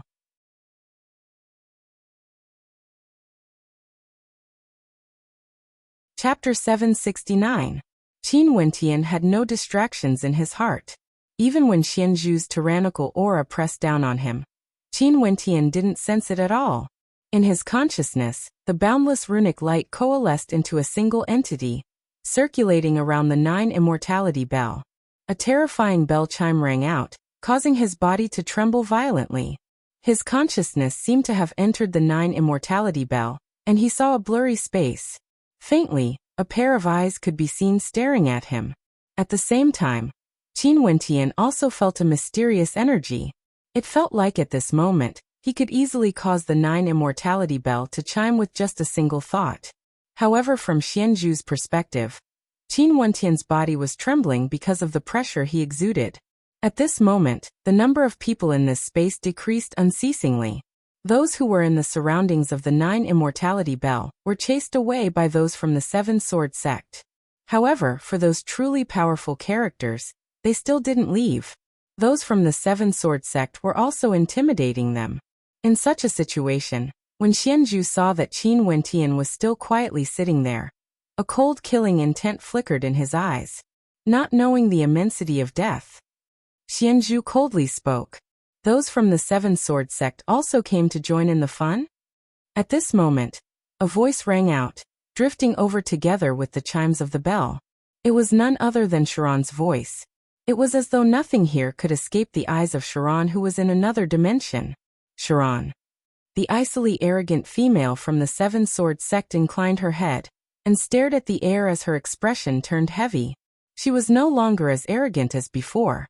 Evidently, Sharon was a character she couldn't ignore. In fact, she had to treat him with great importance. Jiang Yan was already a heaven chosen of the Jiang clan. But Sharon and Jiang Yan were communicating with the 9 immortality bell together.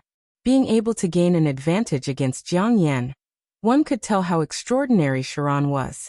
Among the younger generations of the Cloud Prefecture, Sharon was quite famous. Sharon snorted coldly. Xianzhu paused for a moment before he continued walking towards Qin Wentian.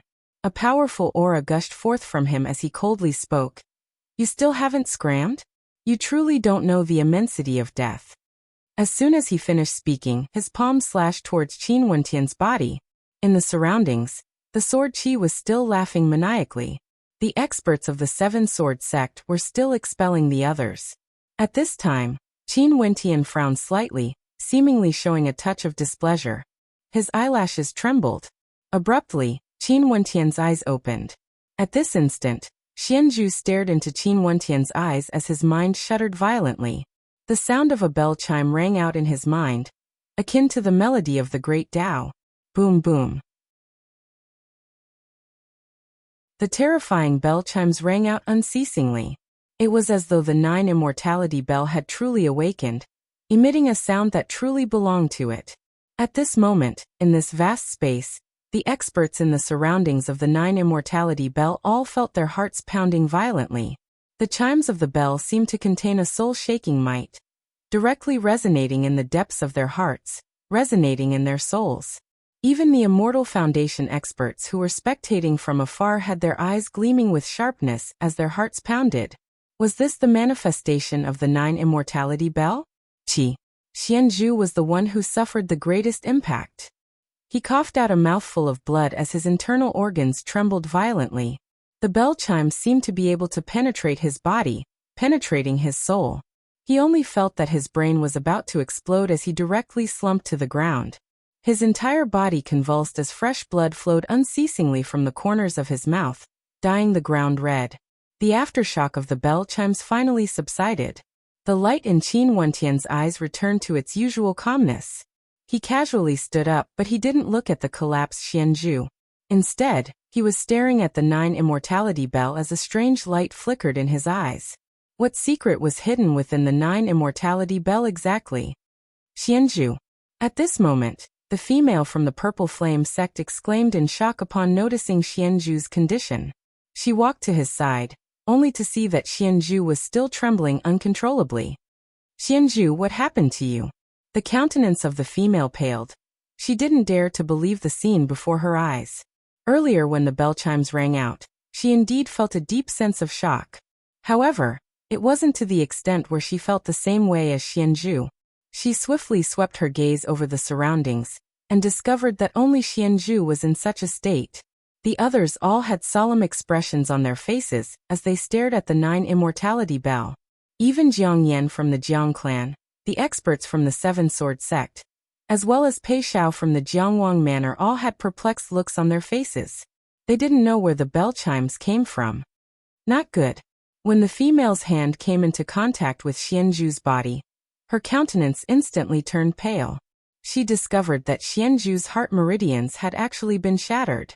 And indeed an instant later, Xianzhu's body stopped trembling as he stopped breathing. His eyes were still wide open, as though he had died with a grievance. Even until his death, he didn't know how he died. Was it because of that gaze, or because of the bell chimes? It's impossible for the 9 immortality bell to chime by itself. In this silent space, a voice suddenly rang out. Momentarily, the gazes of everyone were attracted over. The person who spoke was none other than Jiang Yan. You mean that earlier someone communicated with the 9 immortality bell and activated it? The eyes of the icily arrogant female from the Seven Sword sect shot out numerous sharp swords. Her heart pounded violently. The disciples of the Seven Sword sect had naturally heard of the 9 immortality bell before. If there was someone who could activate the 9 immortality bell, that person must have already succeeded in communicating with the immortal spirit within the bell. If that was the case, there would be a chance for them to unravel the secrets of the 9 immortality bell. Yes, since the 9 immortality bell chimed, the person who communicated with it should be among us. Jiang Yan nodded. His eyes stared at the people in this vast space as his sharp gaze swept past each and every one of them. However, he truly had no way to imagine what sort of person would be able to achieve such a feat. He was a heaven chosen of the Jiang clan, Jiang Yan. Even he couldn't do it. Who else here could? Other than him, there seemed to be no one more famous than him here. Those from the Seven Sword sect were also very powerful, but in terms of their attainments in the martial path, the disparity between them was too great. Hence, even after Jiang Yan's gaze swept past everyone, he still had no idea who it was. Also, earlier, the 9 immortality bell chimed abruptly. There were no signs at all. Which heaven chosen is it exactly? Are you all willing to step out? Jiang Yan asked. However, no one replied. He had no idea who it was. Jiang Yan, maybe it's really just an accident, and the 9 immortality bell has automatically awakened. If not, there wouldn't be anyone here who managed to chime the bell a step earlier than you. Pei Xiao spoke, his tone filled with hints of flattery. Jiang Yan didn't reply, but a look of contemplation could be seen in his eyes. Could it really be that the 9 immortality bell had automatically awakened? In truth, he felt that given his current attainments, even if he was given more time, he wouldn't be able to cause the 9 immortality bell to completely resonate with it in an instant. He couldn't do it. Sharon from the Wondergate Immortal Manor also couldn't do it. Could there be others here who could do it? Could it be that his guess was wrong? Was it only the immortal essence of the 9 immortality bell? In the air, whistling sounds rang out. At the side of the 9 immortality bell, a silhouette appeared. This person was extremely young and exuded a carefree aura. His gaze was sharp as he swept his gaze over everyone below. Sharon. Jiang Yan called out, causing everyone to instantly understand that this young man was none other than Sharon, a heaven chosen from the Wondergate Immortal Manor. Earlier, the one who sounded the bell chimes was none other than this young man. To think that Sharon is so handsome. The serving girl beside Pei Yu spoke in a low voice, her eyes flashing with astonishment. She initially thought that Sharon was a middle-aged man. She didn't expect him to be such a carefree character. However, right now, Sharon didn't have the mood to care about what the others were thinking. Earlier when the 9 immortality bell chimed, it didn't only resonate here, it even caused the other 8 bells to resonate with it. Sharon had already formed a connection with one of the bells, hence he could sense it even more deeply. In that instant earlier, it was as though he saw a pair of incomparably lofty eyes that contained a world-shaking brilliance. He was different from Jiang Yan. Sharon could be sure that earlier, someone must have communicated with the 9 immortality bell, and that person must be among these people. In the air, more and more experts appeared. Among them, there was no lack of geniuses from the major powers. All of them were attracted here by the bell chimes. Such resonance wasn't something ordinary people could achieve. Qin Wentian inclined his head, glancing at the silhouettes that appeared. And at this moment he saw Sharon's eyes. The instant Sharon's gaze landed on him, he didn't shift his gaze away. He stared fixedly at Qin Wentian, as though wanting to see through him. At this moment, the sharpness in Qin Wentian's countenance was retracted, and his demeanor was extremely ordinary. However, Sharon still felt a sense of familiarity. Faintly, he felt that the supreme brilliance he saw earlier originated from this pair of eyes. Is it him? Sharon couldn't be sure. At this moment, Qin Wentian lowered his head and directly shifted his gaze away, as though nothing had happened. This caused Sharon to feel bewildered in his heart, as the bewilderment in his heart grew even more intense. And at this moment, he saw the corpse lying not far away from Qin Wentian. It was Xianzhu's corpse. His eyes flashed with sharpness.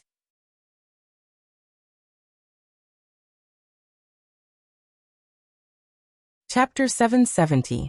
Although Sharon's eyes gleamed with sharpness, he didn't say anything. He stared at the female beside Xianzhu's corpse, and upon seeing her staring at Qin Wentian with hatred, he already had a guess in his heart. Did you do something to Xianzhu? That female coldly asked as she stared at Qin Wentian. If it was really just the bell chimes, it was impossible for Xianzhu to die directly. Everyone here had heard the reverberations of the bell chimes, and although their internal organs were shaken, it wasn't to the extent of their heart meridians being destroyed. Qin Wentian slowly turned his gaze over, staring at that female as a cold light flashed in his eyes. You guys are so brazen, wanting to expel others and even wanted to attack me, yet he was suddenly killed by the sound of the bell chimes. What does this have to do with me?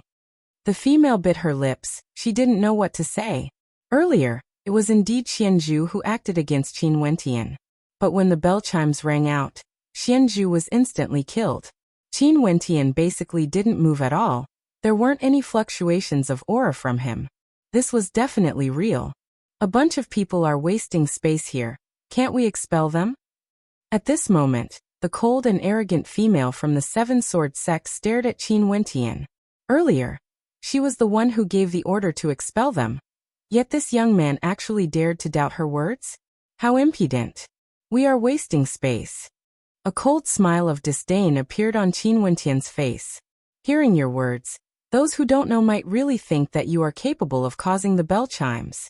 How laughable. After speaking, Qin Wentian no longer glanced at the icily arrogant young woman from the Seven Sword sect. As the sound of his voice faded, that young woman took a step forward as sword chi gushed forth like a raging tempest, extremely terrifying to the extreme. It felt as though the sword chi alone could tear people apart, shredding them into 1,000 pieces. Qin Wentian naturally could feel the immense pressure from the sword chi. His opponent's cultivation base was at the 7th level of celestial phenomenon, and could already be considered an extremely powerful character. Nyan. At this moment, Sharon, who was in the air, spoke. His eyes stared at the icily arrogant female from the Seven Sword sect. Evidently, he knew of her existence as well. This Nyan was also an extremely famous character in the Seven Sword sect. They were both geniuses of the younger generation of the Cloud Prefecture, and although they were separated by a great distance, they knew of each other. Nyan inclined her head, staring at Sharon. The others aren't wrong. Why are you, a sword cultivator, here to join in the fun and say that others are wasting space? Could it be that you can ring the bell? Sharon smiled faintly as he spoke. His eyes glowed with a faint golden light, giving off a unique sense of sharpness. My business has nothing to do with you. Nyan replied in a low voice. Her tone was clearly not as cold and arrogant as when she was talking to Qin Wentian. Although she still maintained her cold demeanor, She had lost some of her previous imposing manner. This was because she was facing a different person. If an immortal king was facing an immortal foundation character, his aura would naturally be high and mighty, unexcelled in the world. But if he was facing an immortal emperor, would he still dare to display any arrogance? Most probably, he would only be filled with respect. Hence, even if it was the same person, when facing different people, his aura would still change according to his attitude. It has nothing to do with me. But this place is the Driftsnow city and not the Seven Sword sect. Since everyone from the Cloud Prefecture is here to attempt to communicate with the 9 immortality bells, could it be that you know who is capable of doing so and who isn't? If you can't do it yourself, what qualifications do you have to expel others? Sharon's tone grew stronger and stronger. The aura radiating from his eyes grew even more domineering, truly pressing down on others. Under this aura, the icily arrogant Nyan's aura was clearly much weaker. She had no way to contend against Sharon, and could only snort coldly, not saying anything. Sharon stepped out and landed on the ground. Qin Wentian stared at him, and upon seeing that Sharon was also looking at him, a carefree smile appeared on his face. Many thanks. What are you thanking me for? Sharon's eyes flickered with a meaningful smile. Sharon from the Wonder Gate, Immortal Manor. What about you? Tianwan. Qin Wentian smiled as he replied. This place was one of the 3 main cities of the Jiangling country, the Driftsnow city. The Jiangling country has long issued a bounty for his arrest. Once he revealed his real name, he would instantly fall into a dangerous situation. Hence, he could only continue to use an alias. Tung.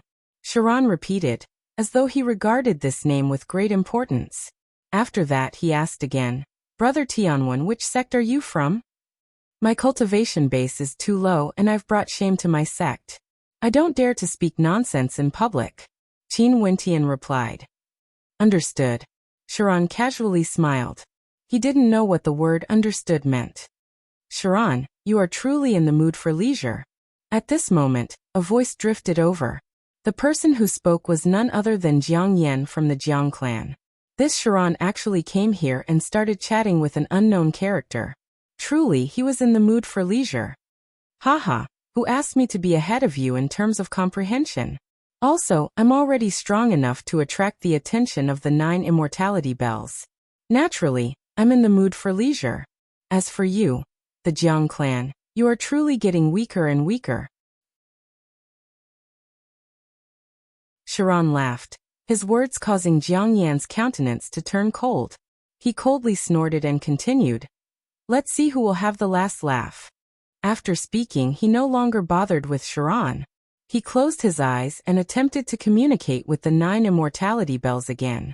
I also want to see what's so special about this 9 immortality bell that can chime on its own.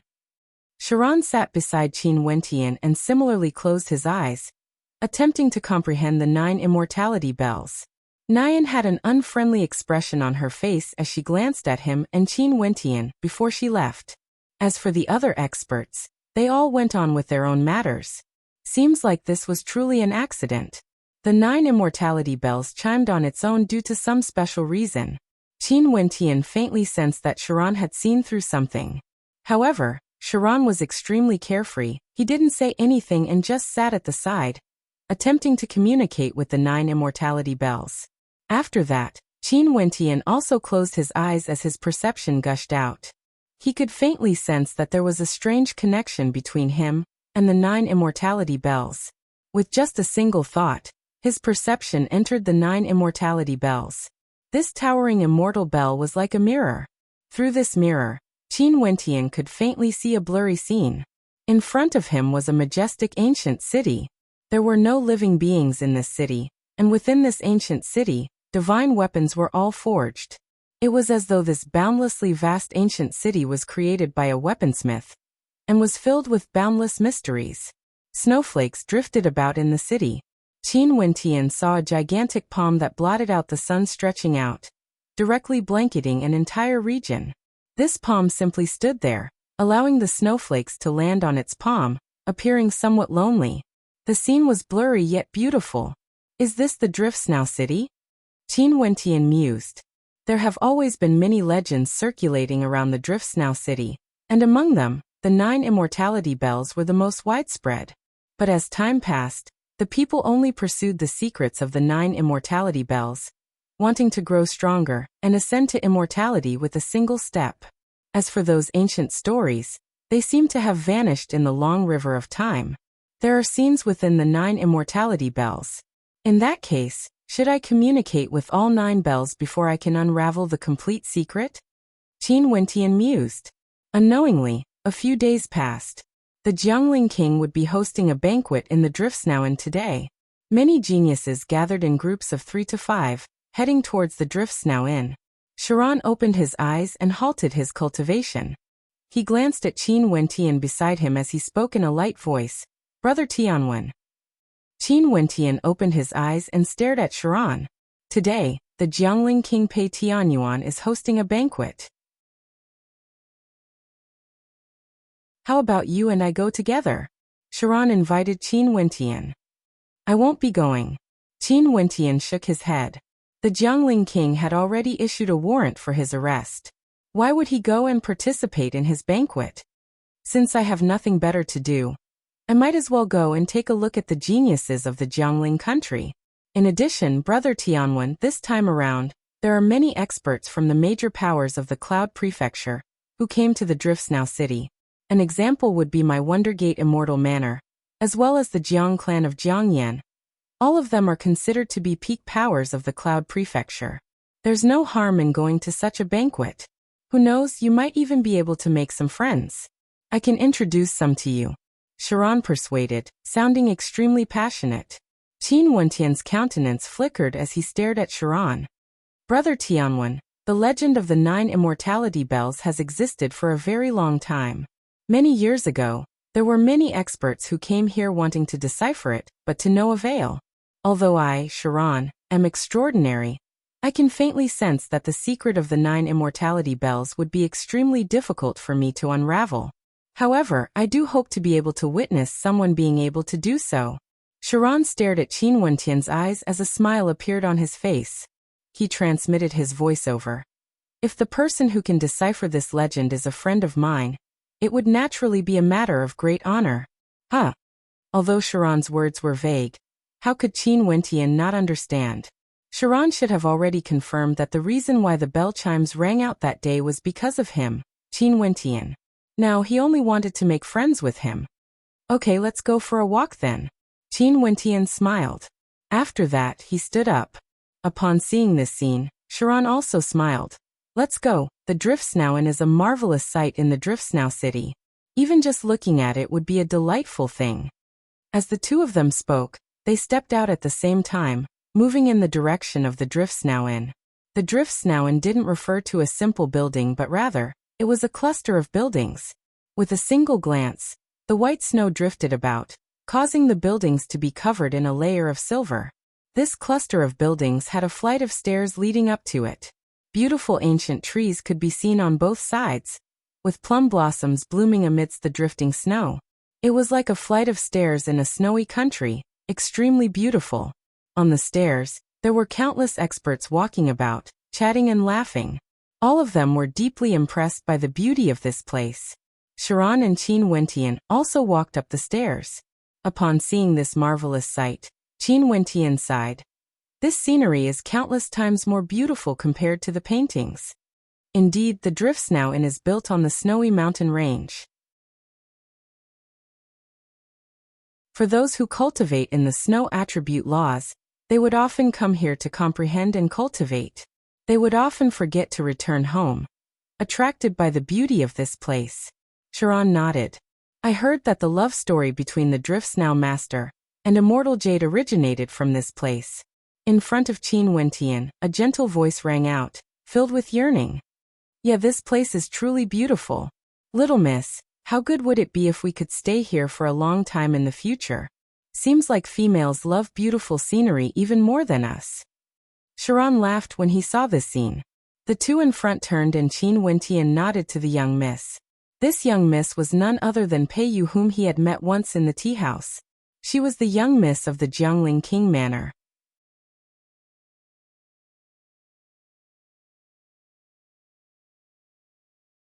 Chapter 771. Peiyu turned her head and smiled sweetly at Sharon and Qin Wentian. She then spoke in a light voice. I naturally like beautiful things. I've long heard of the name Sharon from the Wondergate Immortal Manor, but I didn't expect him to be such a carefree character. After speaking, Peiyu turned to Qin Wentian and spoke. I think we met before in the tea house. Qin Wentian nodded. At the same time, Sharon replied. The snow is beautiful, the person is beautiful as well. May I ask for young lady's name? Peiyu. The female replied in a light voice. Someone from the Jiangling King Manor? Sharon asked. The surname Pei. The first thing he thought of was the Jiangling King Manor. After all, the Driftsnow city originally belonged to the main city of the Jiangling country, and today, the Jiangling King Pei Tianyuan was hosting a banquet. Peiyu replied. Qin Wentian already knew about this and naturally didn't feel strange. This is Brother Tianwen. We just met not too long ago. Sharon introduced Qin Wentian only to see Qin Wentian staring at Peiyu as he curiously asked. Earlier, Miss Peiyu, you mentioned the Driftsnow Master and Immortal Jade. Who are they? This is the most ancient legend of the Driftsnow city. Let's talk as we walk. Peiyu saw that there were more and more people ascending the staircase. It naturally wouldn't be good for her to remain still. Sharon and Qin Wentian walked up as the four of them walked shoulder to shoulder. Peiyu then spoke. This legend has already been gradually forgotten by the masses, because the gazes of everyone were only focused on the secret within the 9 immortality bells. Also, I only managed to stumble upon it by chance in the ancient records of the Jiangling King Manor. Hence, I came to the Jiangling country to investigate this story. It's rumored that a very long time ago, there was no such thing as the Driftsnow city. There was only the Driftsnow Inn. And it was the place where the Driftsnow Master and Immortal Jade fell in love. The two of them were extremely fond of each other, and had the same ambition, to become a peak-level weaponsmith grandmaster. Both of them had a crazy obsession towards weaponsmithing and unceasingly pursued higher attainments. Back then, the reason why the Driftsnow Master could woo Immortal Jade was because he defeated her in weaponsmithing. Peiyu's voice was gentle and very pleasant to listen to. This kind of tone seemed to be extremely suitable for narrating ancient legends. After the two of them fell in love, they became companions and sparred with each other. Immortal Jade had always wanted to defeat the Driftsnow Master, but she had never succeeded before. There was once when Immortal Jade asked the Driftsnow Master if he would be willing to give up his life for the sake of forging a perfect divine weapon. The Driftsnow Master shook his head and told Immortal Jade that he would only give up his life for her.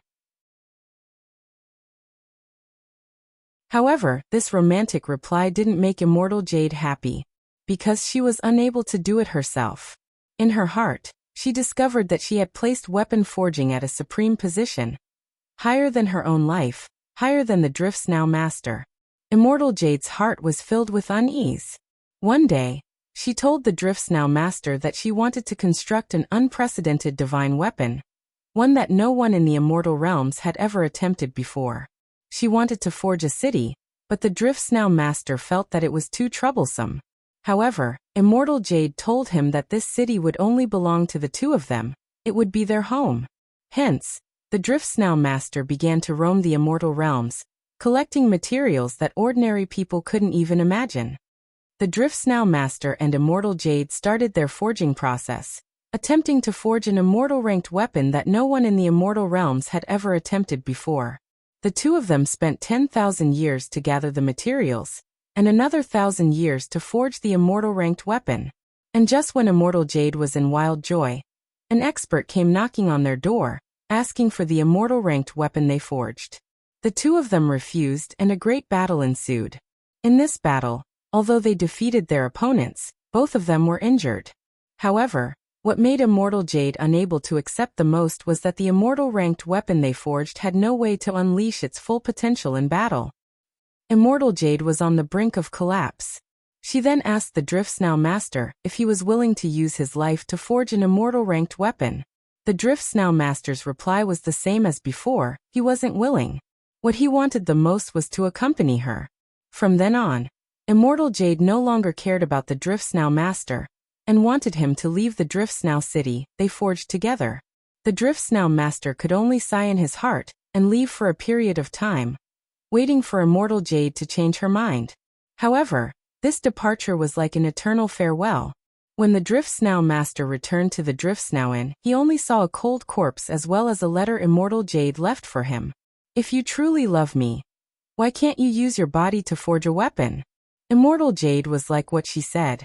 For the sake of forging a weapon, she was willing to give up her life. She did indeed do so. But the ending was failure, and she even gave up her life. Before her death, she left with a grudge against the Driftsnow master. She viewed weaponsmithing as more important than her own life, but the Driftsnow master didn't. After reading that letter, the Driftsnow master's hair turned white overnight. He sat in the Driftsnow Inn for 3 years without moving. 3 years later, he rose and buried Immortal Jade. At the same time, he used his body as a sacrifice to forge a city to bury Immortal Jade. The Driftsnow master used his own flesh and blood to fuse into the Driftsnow city. He used his soul to fuse with the 9 immortality bells, allowing this city to be forged from his own flesh and blood. When he missed Immortal Jade, the bells would chime. He wanted the Driftsnow Inn to be covered in snow all year round, and every single snowflake that fell was his tears. The Driftsnow master completed Immortal Jade's dying wish. He used his own life as a sacrifice to forge a peerless immortal ranked weapon, an entire city. However, it wasn't because he viewed weaponsmithing as more important than his own life. Rather, it was because he wanted to fulfill the promise he made to Immortal Jade in the past. He would only give up his own life for Immortal Jade. He used his own life to forge a weapon, not for the sake of weapon forging, but for the sake of protecting Immortal Jade's withered body in the Driftsnow city forever. Peiyu's voice drifted along with the snowflakes as she narrated this poignant story. Sharon and Qin Wentian were both in a daze. Was there really such a poignant love story? Using his flesh and blood to fuse with the city to protect Immortal Jade's body. Using his soul to fuse with the bells. When he missed Immortal Jade, the bells would chime. Every single snowflake that fell from the sky was his tears. Is this legend true? Sharon sighed deeply. Their footsteps were very slow, as though they were still immersed in the poignant and beautiful ancient legend. I have no idea as well. Right now, the people of the Driftsnow city only care about the secret of the 9 immortality bells. Who would still remember the story of the Driftsnow master and Immortal Jade? Peiyu forced a smile on her face, but there was a hint of sadness in her smile. This story was something she learned after collecting many ancient records. Hence, she was very fond of the Driftsnow city. She personally came here to take a look at the place where the Driftsnow master and Immortal Jade fell in love, and to see the city that the Driftsnow master used his life to forge. It should be true, Qin Wentian mumbled, sinking into contemplation. He recalled the scene he saw in the 9 immortality bells. In that scene, he seemed to have seen someone forging an entire city. He seemed to have seen a lonely gigantic palm stretching out in the air, allowing the snowflakes to land on its palm. If the legend Peiyu spoke of was true, then that lonely palm should belong to the Driftsnow master, right? Do you believe it as well? I also believe it to be true. Peiyu smiled sweetly at Qin Wentian, who was beside her. Time changes, nothing is eternal. Now the 9 immortality bells chimed once more. I wonder if it was because the Driftsnow master longed for Immortal Jade. I really hope that there will be someone who can unravel the secret of the Driftsnow city, and let me know if this poignant legend really exists. Even if it does exist, there might be some deviations. Back then, the city created by the Driftsnow master and Immortal Jade might not be the Driftsnow city today. Maybe, this city is many times larger compared to the one back then. Sharon smiled. Although he was also a weaponsmith and had an intense obsession, he was still filled with admiration for Immortal Jade. She was actually willing to sacrifice her life for the sake of weaponsmithing. Naturally, he admired the Driftsnow master even more. The Driftsnow master wouldn't disregard his life for the sake of weaponsmithing. If he had to sacrifice himself, he would only do so for Immortal Jade. Maybe. Peiyu spoke in a low voice. As the few of them conversed, they already arrived at the Driftsnow Inn. After passing through the staircase, There were numerous snowy pavilions and a banquet already prepared. Many people had already arrived. If one stared further into the distance, they would be able to see numerous snowy mountains. These snowy pavilions and palaces could be said to be of uncanny workmanship. It was simply too beautiful. This place is the legendary residence of the Drift Snow Master and Immortal Jade. It's said that this place has always been like this and has never changed. But now, it has already become the temporary residence of the Drift Snow City Lord. Peiyu introduced. The location of the banquet hosted by the Jiangling King was naturally the temporary residence of the Drift Snow City Lord. After all, the Drift Snow City Lord was a subordinate of the Jiangling King. When Sharon walked up, the gazes of several people landed on him. After all, among those who came to the Drift Snow City this time around, Sharon's fame was extremely great. He was a heaven chosen from the Wondergate Immortal Manor, and his status was definitely at the highest level. After surveying Sharon, the gazes of the crowd involuntarily turned to the people beside Sharon. Qin Wentian, Peiyu and Peiyu's serving girl. When he saw Peiyu, a warm smile flickered in Pei Tingyuan's eyes. He then spoke. Peiyu, why did you come here together with Sharon? Coincidentally, we met on the way here and decided to travel together. Peiyu bowed as she replied. Sharon also smiled. Jiangling King, I'm already friends with Miss Peiyu. She should be someone from your Jiangling King's manor, right? She's very outstanding. Haha, many thanks for noble nephew's praise. Quickly take a seat. Since you and Peiyu are already friends, let Peiyu sit together with you and chat. Pei Tianyuan straightforwardly spoke. What sort of character was he? Since Sharon and Peiyu's relationship wasn't bad, he naturally wanted to make good use of it, allowing the two of them to get closer. In that case, he would also be able to make another friend.